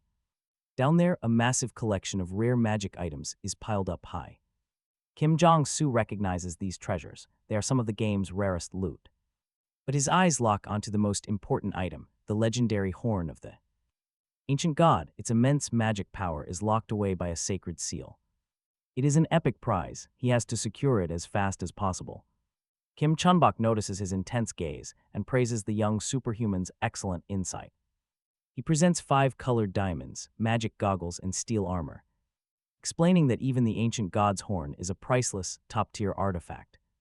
The merchant casually asks for 2 billion coins for the entire collection. He explains that is the standard rate for normal visitors, but he cannot overcharge the market's protector, so he drops it to 500 million. Jong Su laughs, calling Chunbok a real comedian. Still, an 80% discount is a massive win. Now he just needs a powerful superhuman priest to break the seal. Luckily, he already knows exactly where to look. Jong Su asks the merchant for the specific address of that doctor. Arriving at the clinic, our hero knocks. Is anyone home? The door creaks open. An extremely pale man with white hair stands at the door, wondering who visits so early. He is the exact target. Jong Su notes that 12 hours have already passed. It is officially morning now. The quiet priest asks what this guest wants. Jong Su mentions he was recommended a skilled doctor. The healer sighs in relief. He thought those ruthless bandits had returned. The doctor directs his new patient to lie down on the couch and describe exactly where his pain is. Jong Su glances at a strange, unfamiliar statue standing in the corner. He explains that he actually came for a very specific divine treatment. Our hero pulls out the sealed horn, asking the man to break its lock. The healer hesitates. He only treats wounds, and this object carries a divine seal. He advises going to a temple, but Jong Su objects immediately. Those holy places are far too expensive, and they might confiscate the artifact. Instead, he offers the doctor 100 million. The healer asks if he even knows his identity. Jong Su nods. This is Priest Kim, the game's third tutorial character. He secretly worships a forgotten god who died 3,000 years ago. He is also one of the very few NPCs in this game with an honest, simple character. For holy priests, finding a true believer is like plucking a star from the sky. In other words, Priest Kim was incredibly helpful. The landlord had no clue how this visitor knew he wasn't actually a healer, but a real priest. Jong Su promised to keep his secret. Priest Kim warned that it wouldn't be easy to break the seal, but he would try. The priest placed the horn on the floor before him. On the ground, Jong Su sat down beside him. After a series of complicated actions, the priest announced his success. The ancient seal was broken. It was indeed the horn of the ancient god, his special years of Einherja. Experience had finally activated. Jong Su stood amazed, muttering that it was just unbelievable. The priest explained that it held a vast collection of magical experience. Jong Su agreed, bringing the horn up to his mouth and blowing a long, deep note. The device began absorbing the excess magical power from his body. This was an incredible result, allowing Jong Su to gain years of Einherja experience. A profound calmness swept over him, as if from the vast waters of the Pacific. In 15 days, he would completely absorb the magical energy and reach the third level. This was the first time Priest Kim had ever seen a superhuman warrior capable of absorbing magical energy. Jong Su sank onto the couch and admitted it wasn't easy. He felt incredibly tired, adding that he had absorbed too much raw information and energy and desperately needed rest. Priest Kim said the visitor could rest as long as he liked. After all, he had paid plenty. Jong Su felt everything was going smoothly, almost like he was back in the game. Finding an honest priest was real luck. However, his deep sleep was shattered by a strange noise. Some kind of liquid was pouring into the money bag. Priest Kim was pouring gasoline into the bag, about to set it on fire. Jong Su woke up furious, demanding to know what he was doing. The priest, with a lighter in hand, prayed that the forgotten god would accept his offering and rise again. Jong Su panicked. What in the world was Priest Kim up to? He quickly slapped the lighter out of his hands, stopping the fire. The hero demanded to know what he was trying to sacrifice. The priest replied that he normally burned money to honor God. This was a total shock to Jong Su. The priest assured him that his god accepted nothing else, only money burned as a sacrifice. Jong Su wondered if anyone actually believed this. The god that Priest Kim served was over 3,000 years old. In the game, this religion was nearly abandoned until Kim tried to resurrect the deity.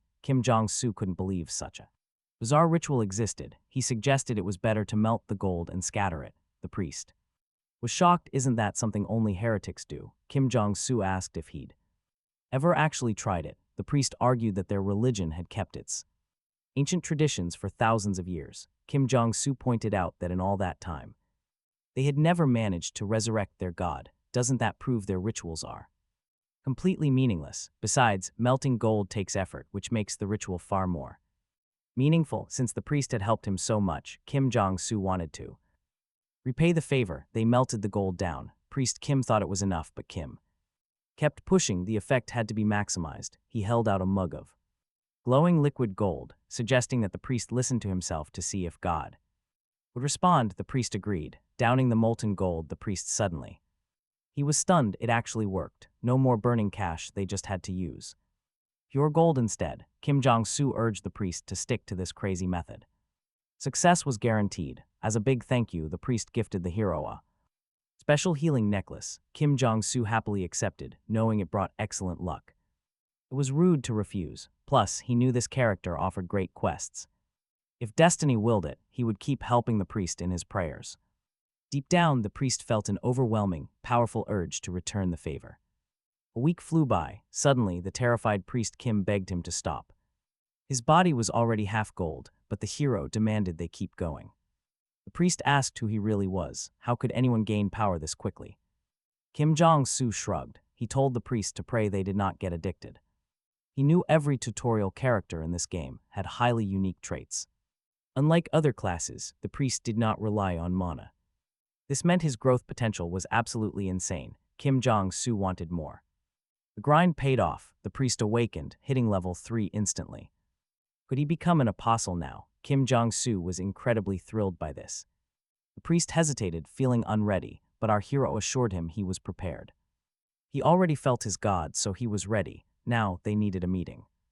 They had to call a gathering to secure his official recognition. The priest knew this rapid leveling was only possible because of his friend. The hero played it down as simple assistance, but then dropped a subtle hint. He suggested the priest aim for Archbishop and sneak a sacred church relic. The priest agreed to the meeting, but he was too terrified to go alone. He begged for an escort. Jong Su smiled and told him not to worry. This was the ultimate quest opportunity, so he accepted the holy escort mission gladly. The next morning, they finally arrived at the grand, quiet temple. Instantly, everyone there noticed Priest Kim had reached level 3. It was a massive shock. Suddenly, the angry acting bishop stormed in. He sneered in disgust, calling the entire situation an absolute outrage. Flanked by heavily armed temple guards, the furious old man stepped forward. He barked, demanding who authorized Priest Kim to call a meeting. The priest replied that anyone could do it, but the bishop scoffed. Just not a traitor, he spat. 3 months ago, this man was barely level 1. Reaching level 3 so fast was impossible. He had to be a traitor. He accused the young priest of selling out his fellow believers for power. The priest quickly protested, arguing he just found a legal way to level up. The bishop screamed that he did not want to hear these pathetic, false lies. He ordered his guards to seize Priest Kim and silence him forever. At that moment, Jong Su stepped in, asking if they only scared children. The bishop demanded his name, and the hero introduced himself as the priest's personal guard. This was church business, the bishop roared, so outsiders had no place here. The hero repeated his job description, telling the old man to stop yelling. His smug, fearless attitude only made the bishop even more furious. Desperate to explain, Priest Kim blurted out that he drank molten gold to level. Hearing this, the bishop gasped, calling it the most horrific sin imaginable. Punishment was inevitable, yet the priest protested that this was not heresy. He claimed God allowed it. The furious bishop just ordered him to shut up. He vowed to personally purify the heretic and present his soul to God. The priest would burn, he would suffer in the holy fire forever. Blasphemy, Jong Su shouted, instantly activating his shield to protect them. The bishop gasped. His massive fireball had been repelled effortlessly. Jong Su smirked. Is it really okay to attack an apostolic candidate? You are no apostle, just a filthy heretic, the bishop barked back. Was he really a candidate? Jong Su tossed him the golden ball. Just swallow it and pray, Jong Su urged, as the bishop warned him to flee. Step aside or die, but our hero asked what happens if the priest succeeds. Instantly, the priest ignited. Intense, red-hot energy surged all over him. The bishop was stunned. Could an actual apostle be descending right now? Jong Su finally understood why the bishop held the kid back. Pure jealousy. The corrupt old man was simply too weak to accept it. He would always be a threat, making it better to eliminate him right now. The priest just needed to consume the golden relic of another faith. While others confront the bishop, they must complete the ritual fast. The young man was transforming. Everyone in the room felt the divine presence. It was over. Our hero declared it was time to purge the blasphemers. Jong Su wanted to ask God a couple of serious questions first. The jealous bishop almost ruined a good priest over a fake heresy charge. The punishment, the newly awakened apostle coldly demanded the bishop's destruction.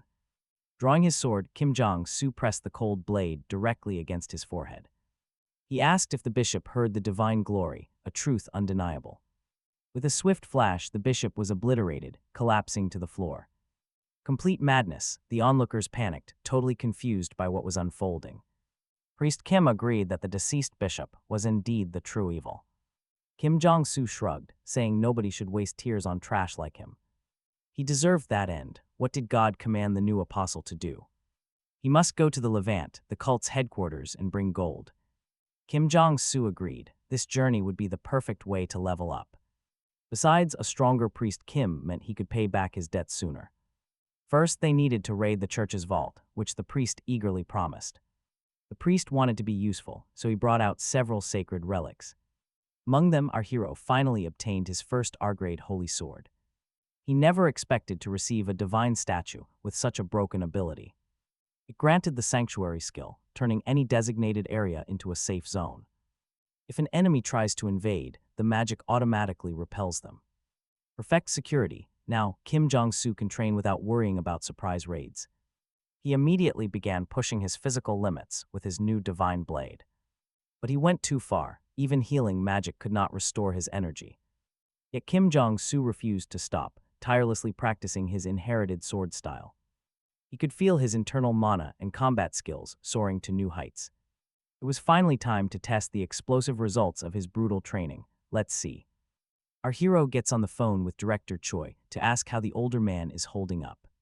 He wants to wrap up some urgent business, prompting Jong Su to ask Director Choi if there is some badass bully he wants dealt with. The director asks if the young man remembers the first range. Jong Su replies that forgetting such a place is simply impossible. That was where he first faced genuine, life-threatening danger. The director explains that some local janitors went to inspect it and discovered 6 new mutants. Jong Su suggests they immediately get in touch with the Janitors Association. But the director notes that high-ranking officials requested to keep this quiet. They want to avoid any panic, but Jong Su dryly points out the truth. That keeping secrets like this is impossible since officials always talk. Then the young man asks what the mission actually entails. Director Choi explains the base rates are pretty low, 100 million for Tier 1 and 300 million for Tier 2. However, the real prize is a unique artifact, a magic gun that can reverse curses. Intrigued, Jong Su asks what kind of curses this weapon is supposed to cancel. The director explains it is tied to the dark cult weapons our hero previously encountered. Specifically, those from his ancient father's church. Jong Su realizes he cannot refuse. That bizarre cult loves using the black flame, and he has already dealt with it before. Without hesitation, our hero accepts the dangerous mission. Moments later, heavy black demonic energy begins pouring over a massive pavilion. Jong Su, gun at the ready, heads straight toward the epicenter of the disturbance. He immediately notices something off. The area was only left uncleaned for a few days, yet the pollution is incredibly dense. It is highly suspicious. Seeing nothing in the dark, he prepares for a sudden ambush. Raising his automatic rifle, Jong Su freezes as the growls of nearby beasts echo. He focuses all his senses to pinpoint exactly which direction they are coming from. Suddenly, a beast lunges from his blind spot, giving him barely any time to react. Spinning around, he opens fire on the beast. Jong Su roars out a warning as he unleashes a devastating hail of bullets directly into the creature. The beast is thrown backward from the impact, but its wings prove to be bulletproof. The creature recovers instantly and lunges back at our hero, but the young hunter keeps firing. The beast continues its relentless charge, forcing Jong Su to throw himself aside at the last second. Seriously, a moment later and he would be shredded. Dragging this fight out against such a heavily armored foe is a losing game. He needs to end this right now. Calming his breath, Jong Su carefully takes aim. He fires one perfect round right between the monster's eyes, making black blood spray. Suddenly, he unlocks a brand new passive shooting skill called sighting, realizing that he can now actively improve his accuracy, but the loud gunshots will inevitably draw more beasts to his location, and fighting a horde head-on is suicide. For now, he needs to slip into the shadows, hide, and wait them out. Before long, a pack of grotesque and terrifying new beasts begins to gather. Jong Su pulls out a grenade and prepares to throw it straight into their midst, determined to wipe them out in a single, devastating blast, just as they cluster. Massive explosion rips through the area, engulfing them in roaring flames. The young hunter calmly raises his rifle and mutters that they can come at him one by one next time. Soon, the entire pack is completely annihilated, leaving him smirking about the value of using his brain, but his satisfaction is cut short. A new batch of enemies suddenly surrounds him. They were moving way too quietly. Jong Su wonders if these are not mutants, but vengeful ghosts conjured by a necromancer. He freezes in shock when one of the mutants suddenly speaks to him. Can they actually talk? The creature tells Jong Su that his master wants a word. That is when he spots a small speaker strapped to the beast, crackling with a strange voice. It is a necromancer speaking directly through the monster. The voice demands to know why a superhuman is causing such a massive scene in his domain.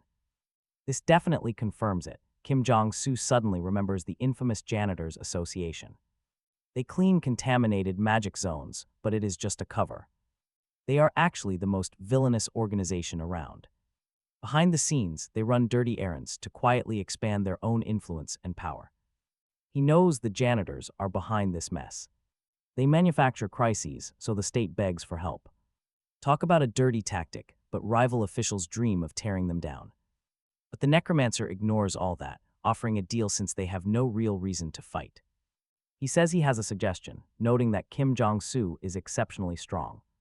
He literally asks him to join them, leaving Jong Su absolutely stunned by the audacity. Join a sketchy group that breeds horrific mutants in a junkyard? No way. The necromancer insists they would succeed together, but Jong Su just flips him off. Annoyed, the necromancer mutters that this guy is clearly not going to cooperate. Refuse and he will just become another mindless mutant puppet. Monsters charge instantly. He raises his automatic rifle and fires. But the bullets do absolutely nothing against their tough hide. So he draws his magic sword, ready to counter their dark energy. The necromancer is baffled, wondering where on earth he got a holy sword. Jong Su makes it clear he has absolutely no interest in talking anymore.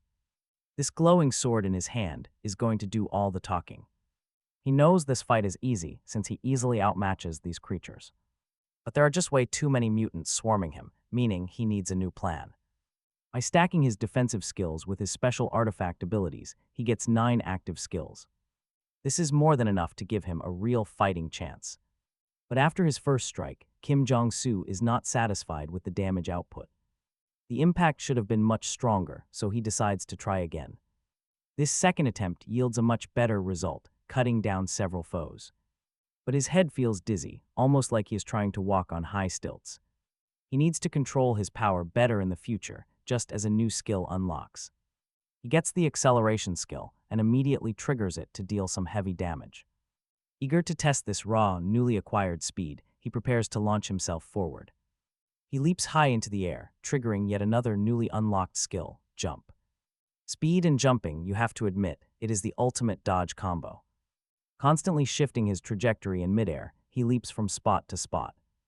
This high-speed bouncing lets him effortlessly slice through the remaining mutants. Finally, he looks around and realizes the area is completely cleared of monsters. But the sheer exhaustion is hitting hard. Still, he feels a powerful presence nearby. A true duel is looming, and if his opponent is that confident, he is ready. He demanded his opponent face him directly, completely baffling the warrior. What mage fights?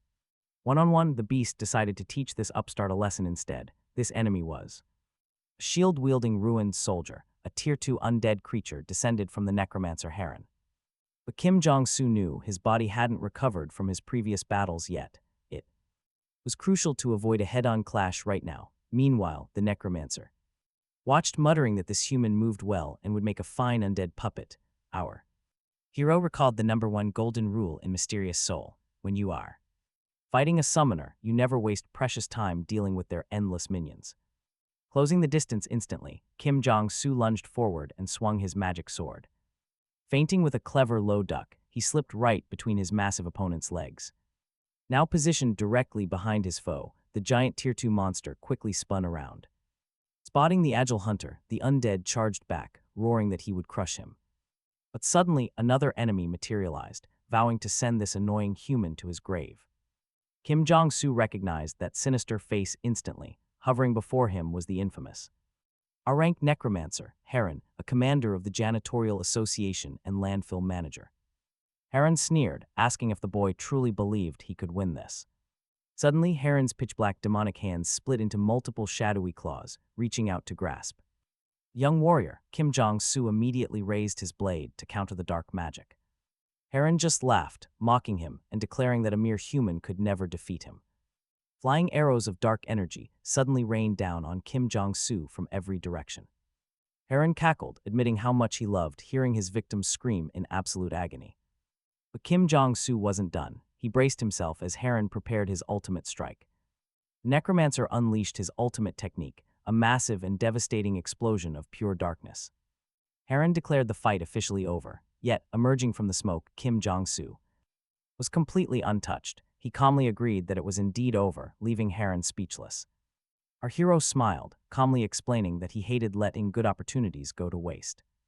Waiting for the boss to unleash his ultimate move was his entire winning strategy. Now the real show begins. Jong Su activated the three skills forming his trinity. Combining sword play, mana heart, and physical strength, he unleashed a legendary hidden technique. This ultimate power possessed the capability to shatter absolutely any object, physical or spiritual. As the sword skill activated, Heron shrieked in absolute terror, unable to believe his eyes. The legendary skill, Flash, exploded forward. This was the pinnacle of martial arts mastery. A technique only accessible to those who had achieved absolute mastery of the blade. Following that devastating exertion, our exhausted hero collapsed flat on the cold, hard ground. Gasping for air, he felt like he was standing on the very brink of death. But he had successfully defeated the Tier 3 superhuman, Heron, in the actual game, taking down a Tier 2 target required a massive raid party. Attempting this alone at level 3 with decent gear was considered suicidal, yet Jong Su pulled it off.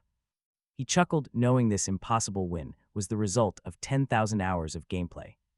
It was time to claim his rewards. Just then, Director Choi arrived, completely dumbfounded.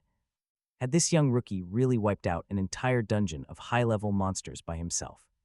Before him stood a legendary superhuman. Our hero did not even bother to deny it. Clutching his sore shoulder, Jong Su casually mentioned he took some minor battle damage. Director Choi panicked, insisting that his precious body shouldn't have a single scratch on it. An official chimed in, praising Jong Su for his incredible efforts and thanking him deeply. Catching all those mutants, Jong Su pointed out that the dump was totally different from the reports. In fact, it was nothing like what they told him. He showed them the remains of the mutants, just broken loudspeakers and junk. The man stood there completely shocked. A magic chip was actually creating these ghosts, and Heron, the junkyard boss, used it. Jong Su agreed, adding that this was no natural disaster but a planned, man-made attack. Hearing this, the man angrily cursed the Cleaners Association for their dirty work. Jong Su asked if they had some kind of bad history with them. The man confirmed it. Every time an incident happened, they demanded a massive payout. They always put them in awful positions. It was a constant, toxic conflict. But how could anyone turn completely innocent people into mutants like that? Jong Su was surprised. Did this guy really not know what they were up to? In the game, details on the Cleaners Association only drop after this junkyard meeting. The man then apologized, realizing Jong Su had risked his life for them. But our hero just brushed it off, saying he was only taking out some trash. With a nod, the man handed him a heavy suitcase, calling it his promised reward. Jong Su thanked him, but wondered why there were actually 2 cases here. The man explained that one held a magic weapon, while the other was a special bonus. He did far more than what they initially agreed on, so he deserved a little extra. Jong Su thanked him, finding holy water in one case and a gun in the other. He had planned to buy some holy water, but now it was totally free. The man then declared he would report these horrors to the Cleaners Association using the evidence. Jong Su asked if they would try to get revenge for this. The man nodded, knowing there was simply no way to keep this quiet anymore. But Jong Su confidently told him that he could handle whatever they threw at him. Once they got in the car, Director Choi suggested they lay low to avoid payback. Jong Su knew there were no good hiding spots here. Besides, finishing the junkyard quest automatically triggers the very next phase of the storyline. This meant a brutal clash with the Cleaners Association was completely unavoidable now.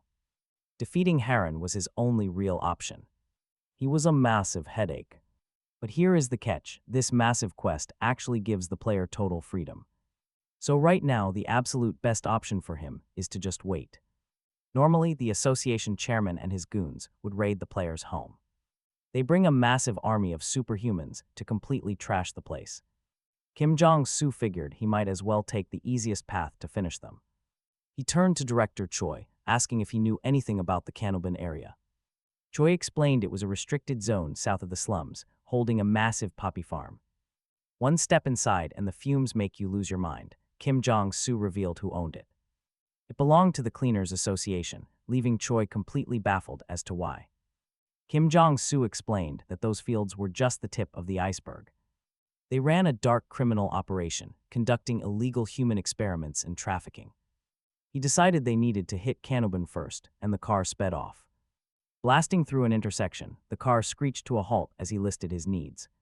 He asked Choi to prepare some specific gear, leaving the director stunned. Electromagnetic bombs and claymores. Was this kid seriously planning to start a full-blown war? The director sighs, pointing out they will need a massive fortune to buy everything, but Jong Su just shrugs, claiming cash is the least of his concerns. He slides a heavy bag over to the headmaster, explaining it is just leftovers from cleaning out the monsters from that scrapyard. Still, Mr. Choice warns him that no matter how powerful this kid is, taking on an entire syndicate alone is pure suicide. The association leader is a level 4 superhuman, and his lieutenants are level 3, Jong Su smiles, telling him not to sweat it, he has plenty of backup. Director just needs to get the supplies ready. 2 days pass in a flash. Deep inside the Kenobun sanctuary, a guard gets dropped before he can even blink. The second guard raises his rifle to his shoulder, demanding to know who is there. But a shadow lunges, silencing him instantly. The entire sentry watch is gone. Our hero does not have a single scratch. Jong Su grins, enjoying this infiltration. He signals his crew, confirming that the outer guard force is down. Absolutely no survivors left to sound the alarm. Time to breach the basement. Down below, a guard takes a devastating, bone-shattering fist straight to the face. Chuen, the powerful leader of the Iron Fist faction, declares the path is clear. Jong Su can head on down. Chuen spits, calling the association total scum. They crossed a line when they started kidnapping innocent people off the streets. Modifying their flesh and selling them off, they deserve absolutely zero mercy, Chokwen nods, confirming this place is basically a human slaughterhouse for illegal experiments. Jong Su smiles, noting that once this facility falls, Chuen's faction will grow massive. Chokwen hesitates, asking if Jong Su is certain they can handle the syndicate's wrath. He does not want the Iron Fist crew getting slaughtered. Jong Su promises he never moves blindly. Kenobun was supposed to be their grand fortress, but its defense was weak. It is the perfect stage to declare war. The next morning, chaos explodes. The association leader gets hit with urgent news. Their Kenobun stronghold is compromised. The monster who crushed Heron has completely taken over the entire facility. Park Jupe, the ruthless chairman, loses his mind, screaming to know who did this. The secretary trembles, handing over a tablet. The attacker left this message for him. Staring at the screen, Park Jupe freezes. The bastard is standing in their poppy fields, burning their precious harvest to ash. Park Jupe screams he will murder Kim Jong Su. Within hours, the syndicate strike squad arrives at the ruined fields. The commander growls, staring at the soot. This lunatic really scorched the whole field. Jong Su has no idea who he is messing with. They need to find the bastard, lock down his location, and execute him. It is time to show the president what the external operations squad is capable of. The commander barks orders to stay alert. The enemy might fire from the buildings. Vigilant eyes spot a sniper rifle sticking out of a window. Commander aims and fires, shouting that he has caught the bastard. A gunshot rings out and his bullet shatters the glass. He laughs, claiming a perfect hit, but the very next second the ground erupts. Soldiers fly in all directions. The bleeding commander looks up, only to see a missile flying directly toward them. There is nowhere left to run. Another massive explosion tears through the compound, which our hero calmly watches on his live feed. Jong Su smiles. Working hard all night on these traps was definitely worth it. Our protagonist quickly realized just how useful his skill traps really were. Knowing it was foolish to fight everyone at once, Jong Su decided to change tactics. He would eliminate his surviving rivals directly from the basement control room. Safe beneath a protective dome, the association leader remarked that their target had prepared well. He was far readier than anticipated, but Park Diop grunted that they should have expected this kind of open provocation from the very start. One of their top fighters stepped forward, claiming he had already studied his tactics. It was Cyborg, a third-level R-class superhuman and vice-chairman. Cleaner Association. Park Diop demanded that they bring him back alive so he could suffer before dying. Suddenly, a grenade landed right in front of their dome and exploded, but the association leader reassured them that they were perfectly safe inside. He ordered his men to keep throwing grenades and scanning for hidden mines. Then a sudden rocket streaked down from above, aimed directly at their group.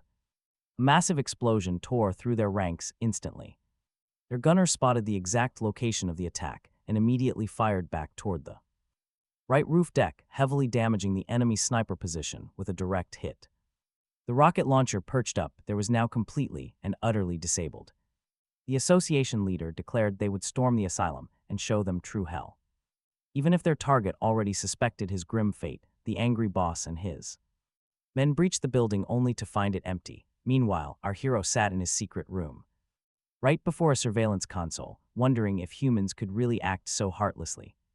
Suddenly, the facility alarms blared, signaling that his uninvited guests had arrived. Jong Su noted they were faster than expected, wondering if these cleaners also had experience with high-level quests. Suddenly, the metal doorknob was violently blasted off and the heavy door swung open to reveal two dangerous female superhumans. One of them mocked him, saying he was just a rat hiding in the basement. She promised they would have some fun with him. These were Ebony and Piper, too, Arc-class superhumans holding top leadership spots in the Cleaner Association. But when they stepped inside, the control room was completely empty. Did he flee? Actually, our hero had already activated his stealth and feigned death skills. Jong Su stood right behind them, entirely invisible to their senses and waiting to strike. Outside, the chaotic noise made it sound like an absolute war zone. But the enemy's master plan was always to ambush him from behind. He sighed, wondering how they could be fooled by such a simple decoy. Deciding to test a new tactic, he tossed a small device directly at their feet. The girls instantly recognized the trap, a specialized flashbang grenade with secret functions. Jong Su casually mentioned he was far too busy before making a swift escape. Piper screamed after him, swearing they would slaughter him the moment they caught him. But Jong Su was already focused elsewhere, knowing these assassins would relentlessly pursue he needed to relocate fast, but he didn't make it very far. They spotted him quickly, forcing our hero to focus entirely on defense. His magic shield and defensive skills instantly activated as Jong Su laughed, telling them they might as well confess how many more times they planned to shoot. Since he would block it all anyway, Piper just scoffed, saying he stood no chance. She leveled a massive firearm, firing a heavy round designed to pierce right through his barrier. A bullet slammed straight into his shield and got stuck. Jong Su tensed up, spun, and ran. Piper laughed, calling it a magic explosive bullet. There is no running or hiding from shots like that. Ebony quickly fired a shot too, calling out for the young man to catch his dessert. Severe puncture wounds left our hero bleeding out fast, but the girls had no intention of letting him pass out yet. After all, their sadistic plan was to torture him slowly. Still, Jong Su told them not to sweat it. He casually gave them the middle finger, driving both girls absolutely wild with rage. Ebony growled that he needed a good beating to finally shut up and launched a brutal kick. Jong Su lost his footing and was sent flying back, crashing hard onto his knees in pain. As he writhed, they approached. Ebony noted her drug was already shredding his arteries. Resisting it was practically impossible. Piper declared that it was finally time to meet their leader. Specifically, the president of the Janitorial Association. Jong Su slowly looked up.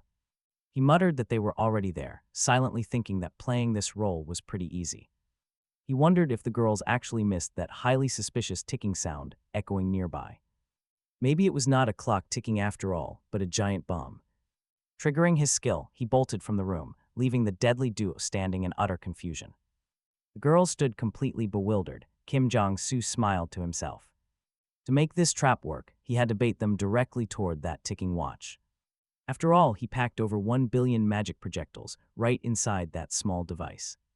Wishing them sweet dreams, he clicked the trigger just as they realized what was happening. A massive explosion suddenly ripped through the room, completely vaporizing the area. Feeling pretty accomplished, Jong Su sat down to catch his breath. He successfully wiped out 2 leaders without any real consequences. Only a few left. He desperately needed to recover his stamina now. Suddenly, heavy militants burst through a ruined wall, led by their fierce cyborg boss, Toth. Toth angrily demanded to know if he was the one who destroyed Ebony and Piper. Jong Su smiled, saying he was happy to grant him that exact same honor. The cyborg bellowed that the kid should not even dream of a quick, painless death. He shrugged, saying to each his own as they all aimed at him. Toth sneered that he would personally finish him, glad that the kid upgraded his body so much. Smiling warmly, Jong Su thanked his generous opponents and pressed the button.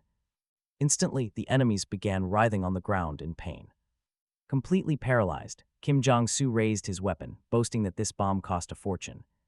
Specifically 1 billion. Turns out, combining a shotgun with electromagnetic charges works wonders on cyborgs. Within seconds, every single militant was completely wiped out. But their massive leader stood completely unharmed. Jong Su stared in shock. Just how much money did this monster spend to ignore an electromagnetic bomb like that? The boss growled that tricks were useless, telling the young man to prepare to die. He charged forward. At the absolute last second, Jong Su barely managed to dodge. His gun was violently knocked away. The cyborg mocked, asking if he only planned to defend. Realizing this beast had terrifying power, he had to rely strictly on pure speed. Jong Su sneered back, calling him a fraud since everything but his eyes was fake. Suddenly, the cyborg's mechanical leg ignited, exhaust vents popping open all over it. The monster claimed he did not even feel a tickle before launching a heavy kick. The devastating blow sent Jong Su flying back once more, his ribs absolutely shattered. He kicked the young man, sending him flying again. That blow was incredibly powerful, and Jong Su realizes his opponent is completely cloaked in raw magical energy. The cyborg sneers, asking if life is tough with such a weak body. Jong Su fires back, calling him nothing but a cursed piece of machinery. The metallic monster is purely fueled by magic, and he has sadistic plans. He threatens to tear off Jong Su's hands and replace them with cheap umbrellas. Suddenly, Jong Su pulls out his gun, muttering that he just realized something. Jong Su just smiles. Regular bullets might fail, but his are very different. These ones are packed with black flames. He pulls the trigger immediately. The bullet tears through the air and makes direct, devastating contact. Searing pain rips through the cyborg as his internal systems begin to melt. Since his body is magical, the black flame technique acts like a catalyst. It ignites his energy from within, making the fire completely impossible to extinguish. Jong Su laughs, warning the machine that his armor is about to boil. The cyborg collapses to his knees, screaming in pure, unadulterated agony. Jong Su draws his sword, wishes him a safe trip, and finishes him. With that dealt with, he declares there is only one target left tonight. He is heading straight to wipe out the entire Janitor Association. He has already taken down their leadership, only the small fry remain. Realizing they are cornered, the Purgatory Association fighters decide to stand. There is no escape, so fighting to the death is their only option. Jong Su keeps firing, admitting that he absolutely loves hearing them scream. Suddenly, an ear-splitting roar echoes, forcing the young man to cover his ears. The sound is overwhelming, a terrifying battle cry shaking the whole area. A massive figure steps onto the field, his eyes glowing like a wild beast. It is the fourth superhuman, Janitor Association leader Park Ti-up. He commands Jong Su to freeze before launching himself high into the air. In the blink of an eye, the terrifying powerhouse lands right in front of him. Jong Su is stunned. The monster easily cleared a 5-story building. The furious chairman growls that he has never faced such disrespect before. He vows to personally tear this intruder apart and charges forward. Jong Su barely dodges the initial rush, his hands tightly gripping his blade. It is immediately clear that he is dealing with a complete monster. The concrete roof buckles under Park Ti-up's weight, creating a massive crater. That single massive shockwave sends Jong Su flying, crashing hard on the far side of the roof. He realizes he must boost his defense, or the next hit will kill him. Forced completely onto the defensive, he attempts to release an energy blast. Park Ti-up easily deflects the strike, amused by the young man's struggle. He mocks him, saying this is actually turning out to be quite fun. Jong Su tells him to try dodging this, unleashing a rapid volley of gunfire. But a protective barrier flares up, easily deflecting every single round. The chairman commends his decent effort, but he is completely unfazed. Jong Su panics. Both his light flash and black flames were useless. A series of heavy, bone-shattering fist strikes rain down on him in rapid succession. Jong Su is knocked clean off his feet, crashing heavily onto the hard ground. Park Ti-up is terrifyingly strong, staring coldly down at his iron fist. Jong Su wondered if this was truly the end. After all, Park Ti-up held the elite SR rank of a Stormtrooper, a 4th-level superhuman who was originally built to be the ultimate warrior. Even a single level gap is massive, let alone two, Jong Su. Asked his opponent if he knew how the other warriors were defeated. The young man explained that he defeated Ebony and Piper with white phosphorus and had also prepared electromagnetic bombs for the cyborg. Still, the association leader countered that he was absolutely invincible. Jong Su realized his second-level strength could not overpower a fourth-level opponent, so he activated his mutant body and mutant muscle skills. Kim Jong-su surged in size as his body underwent a monstrous transformation. Taking on a terrifying mutant form, this was his only option. Park Ti-up wondered if the kid had actually turned himself into a mutant. Right now, Jong-su felt like passing out. But he had one final trump card for this exact moment, his berserk goggles. This item injects pure madness into the user for a limited time, and it is this very state that will grant him the crucial edge. Jong Su unlocked a lethal new skill called Madness. Instantly, all useless thoughts vanished as he focused entirely on the fight, unleashing his raw power and breaking past his limits. Kim Jong-su realized the gamble worked. His mind cleared, leaving only raw combat instinct locked in his head. The association leader could not figure out what bizarre trick his opponent was pulling, but things were getting incredibly exciting. Park Ti-up grinned, deciding he would use his own tricks as well. His rage skill erupted. Park Ti-up roared that it was playtime and charged ahead. Jong Su, fully berserk, welcomed the challenge. This was exactly what he wanted. Bracing himself, Jong Su met the charge. The two fighters closed the distance and unleashed a barrage of crushing blows. Instantly, the berserk warrior unlocked new skills.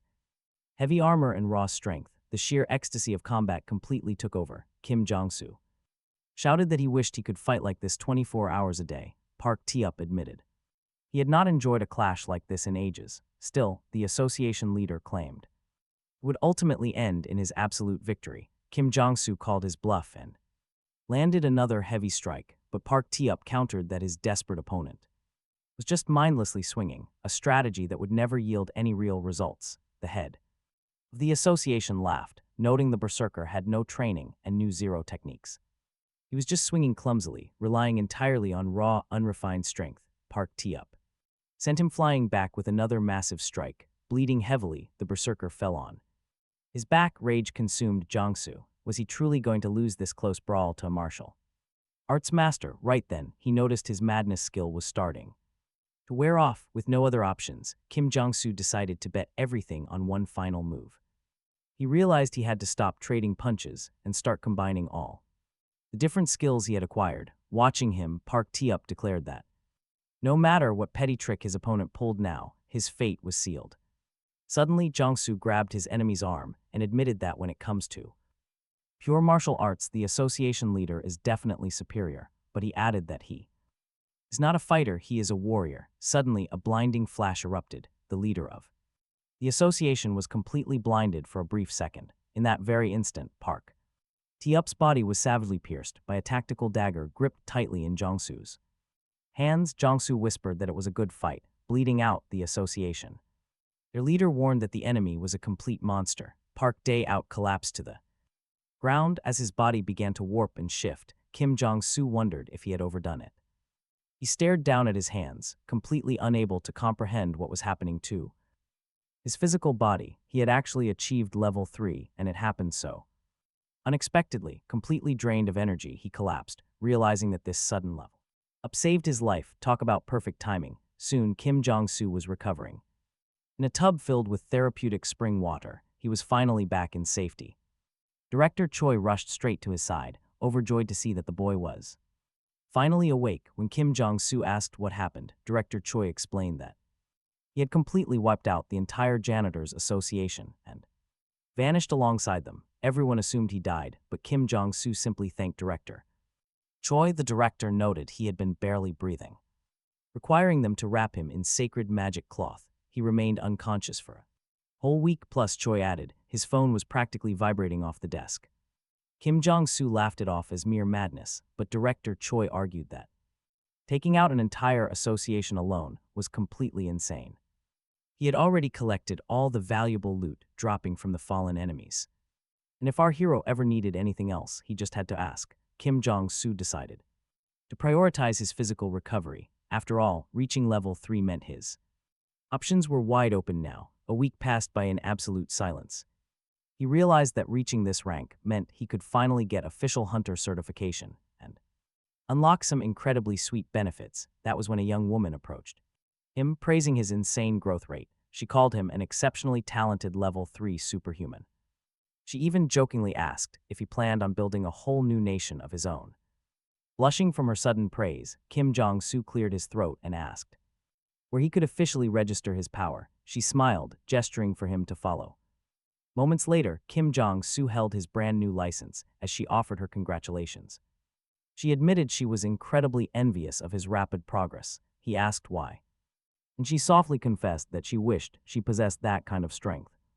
Seeing her like this, Jong Su felt Baek Soren seemed like an ordinary non-playable character, completely detached from the game. In that dark soul world, she had looked so different. Realizing he had some free time on his hands, he decided to ask if she truly wanted to become powerful. Baek Soren replied that absolutely everyone dreamed of achieving that elite status. He then asked if she would be willing to let him train her. The sudden offer caught her completely off guard.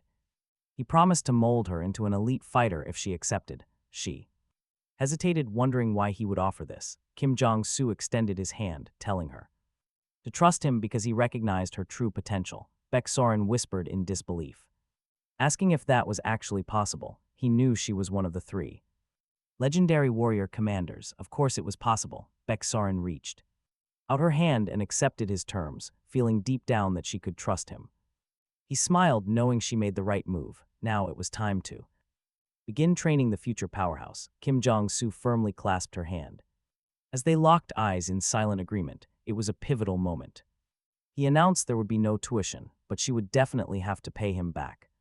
Soren agreed to pay her debt after becoming a superhuman, admitting that her powers had not awakened yet. Despite taking classes, her training would not be easy. Jong Su assured her there was no need to worry, telling her to trust him completely. Jong Su knew the tragic story of how Baek Soren would awaken.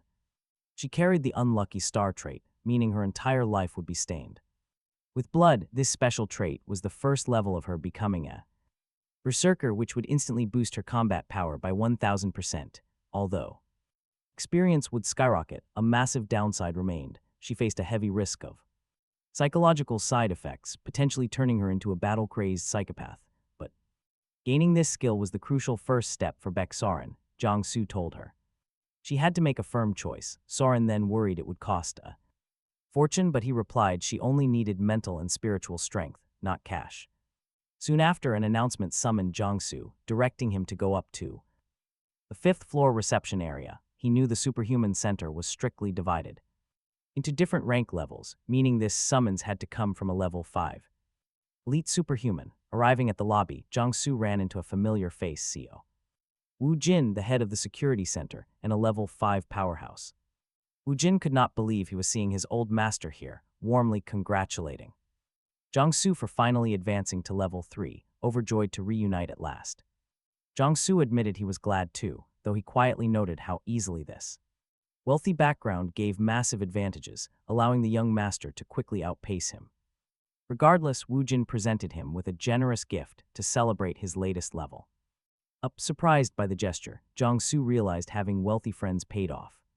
The gift was a rare artifact packed with a dense concentration of pure magical energy, making it absolutely perfect for a high-tier magic user. Jong Su never turned down a good present, but Woo Jin quickly admitted there was a catch to his sudden generosity, hoping the master could help a few close friends. He asked if Jong Su could cure them, as they suffered from the same dreadful holy fever. Jong Su asked if they were also victims of the cult, and Woo Jin confirmed that 4 childhood friends had suffered for years. Jong Su realized these might be the exact lieutenants he needed to find, which would make his main quest far easier. He quickly agreed, unable to ignore their terrible plight. While the young master thanked him, Jong Su insisted on meeting them in person. First, Woo Jin promised to bring them over right away, quickly introducing the group. They consisted of 3 young men and 1 girl, and Jong Su immediately recognized them as the 4 powerful lieutenants who would later support Woo Jin in battle. All of them were elite children brainwashed by the ancient cult. Were influenced by the cult, Jong Su asked if they were forced to accept the faith, and they quickly confirmed it, desperately asking if he could truly Save them, he warned them that the cleansing process would be incredibly painful.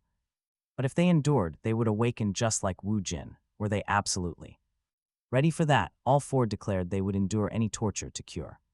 The sacred heat, begging for his aid, Jong Su decided not to waste any more time, starting the intense procedure immediately. Soon, an entire week passed. And they felt incredible, with everything progressing smoothly according to his plan. Kim Jong-su sneered. He knew they only succeeded because they came from a wealthy family. The young men thanked their benefactor, and he replied that they had all done a wonderful job. Grateful parents quickly thanked the teacher. They presented Kim Jong-su with gifts straight from their grateful hearts. He smiled. It was pure luck. Their prestigious church only converted wealthy people, making him feel like a lottery winner. Inside his gift pile were heavy iron speed boots and a special helmet with a unique detection skill. Kim Jong-su also claimed a rage axe and a high-strength shield. He felt thrilled about the nectar. Those two magic bottles held incredible properties. Meanwhile, the proud parents of the young students stepped forward and explained they worked hard to please the teacher. Kim Jong-su thanked them sincerely. His luck was truly unbelievable, and his joy knew no limits. Now it was finally time to go out and claim his real reward. The director asked for final requests, so Kim Jong-su stepped forward. He explained they needed to speak privately about accessing a restricted basement area located deep inside the busy Galaxy Shopping Center branch. The director panicked. He claimed nothing like that existed, but Kim Jong-su remained focused on the 8th floor wall between parking sections, A1 and A2. He asked if there was truly nothing hidden behind it. The director was baffled. How did he know? Still, it was not possible. Kim Jong-su promised that whatever secrets he discovered down there would never be shared, adding he only needed 24 hours to finish. Everything would remain completely hidden. Soon, Kim Jong-su arrived at the underground lot, holding a heavy pickaxe while standing alongside his quiet young companion. They faced the shattered wall, and Baeksorin quickly confirmed the hidden space. Kim Jong-su explained that this was where the young girl would train to awaken her powers. They had worked hard to find it. Baeksorin hesitated, asking why they had to train so far away. Kim Jong-su just smiled. The training would be very interesting, he knew. Awakening someone born under an unlucky star required a completely different method. They had to fight for survival under brutal conditions in this forgotten dungeon. It was Baeksorin's awakening ground. Suddenly, she whimpered that it was way too dark and smelled horrible. Feeling deeply uneasy, a monster suddenly appeared, shrieking loudly as it charged. Terrified, Baeksorin fell hard onto the floor, shattering her glasses in the process, and cried out for help. Kim Jong-su simply tossed a sword next to her and declared that her training had officially begun, ordering the panicked Baeksorin to fight. Confused and terrified, she listened as he insisted that she simply must fight for survival. Danger was her only path to awakening. The beast closed in with a loud scream, and she despaired, but at the very last second, Baeksorin grabbed the weapon and slashed at the terrifying creature. Kim Jong-su was amazed by her sheer strength, despite her total lack of formal training. Realizing she was exceptionally talented, the monster was instantly destroyed. Smiling, the pleased teacher praised her great start, though Baeksorin grumbled that his training methods were far too harsh. He insisted she had to fight with everything she had, and Kim Jong-su agreed. Everything was on track. Our hero figured that even if she had not awakened yet, her attitude proved she was worthy of being one of the 3 commanders. Entering the battle, she completely transforms into a lethal warrior. Soren grips her sword with newfound confidence, and all fear vanishes from her eyes. Still, the girl asks if she is really going to fight all alone. Kim Jong-su tells her not to worry, he won't let her die. Soren yells back that those words are not encouraging at all. Kim Jong-su asks if the other students mention she took a superhuman course that actually teaches swordsmanship. Soren denies ever taking a class like that, wondering if she just has natural talent for the blade. Kim Jong-su knows most people would kill for this sort of talent. Soren points out this dungeon is deeper than expected. How much further do they need to go? Kim Jong-su guesses the exit is on the other side, but they really need to keep going until she awakens. Suddenly, a zombie carrying a power drill lunges right at her. Soren barely manages to leap out of the way, shocked that a zombie is actually wielding a drill. Our hero knows these power drill variants are the absolute worst enemies in the game, but he really should not get involved. Soren yells out that if a zombie is going to attack, it should use its bare hands like a normal monster, even though she is holding a deadly blade herself. She demands to know where it got that weapon. From before slicing it to pieces, Jong Su calls it a clean victory. Soren admits that her body is basically moving entirely on autopilot. Then, another zombie blindsides her out of nowhere and actually sinks its teeth into her leg. This monster is incredibly persistent.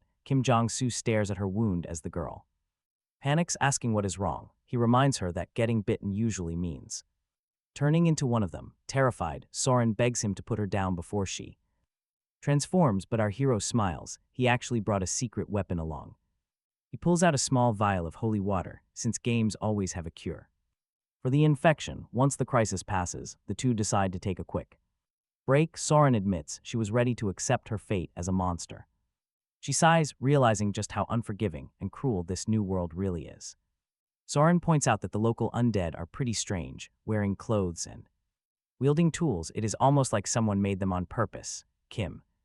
Jong Su nods, confirming her theory. The massive Galaxy shopping center was constructed incredibly fast thanks to an absurd amount of cheap, forced labor. Rumors spread that overwork left countless people severely injured or dead, but officially, the greedy developers claimed there were absolutely zero casualties. Instead, they secretly buried the dead workers right under the building.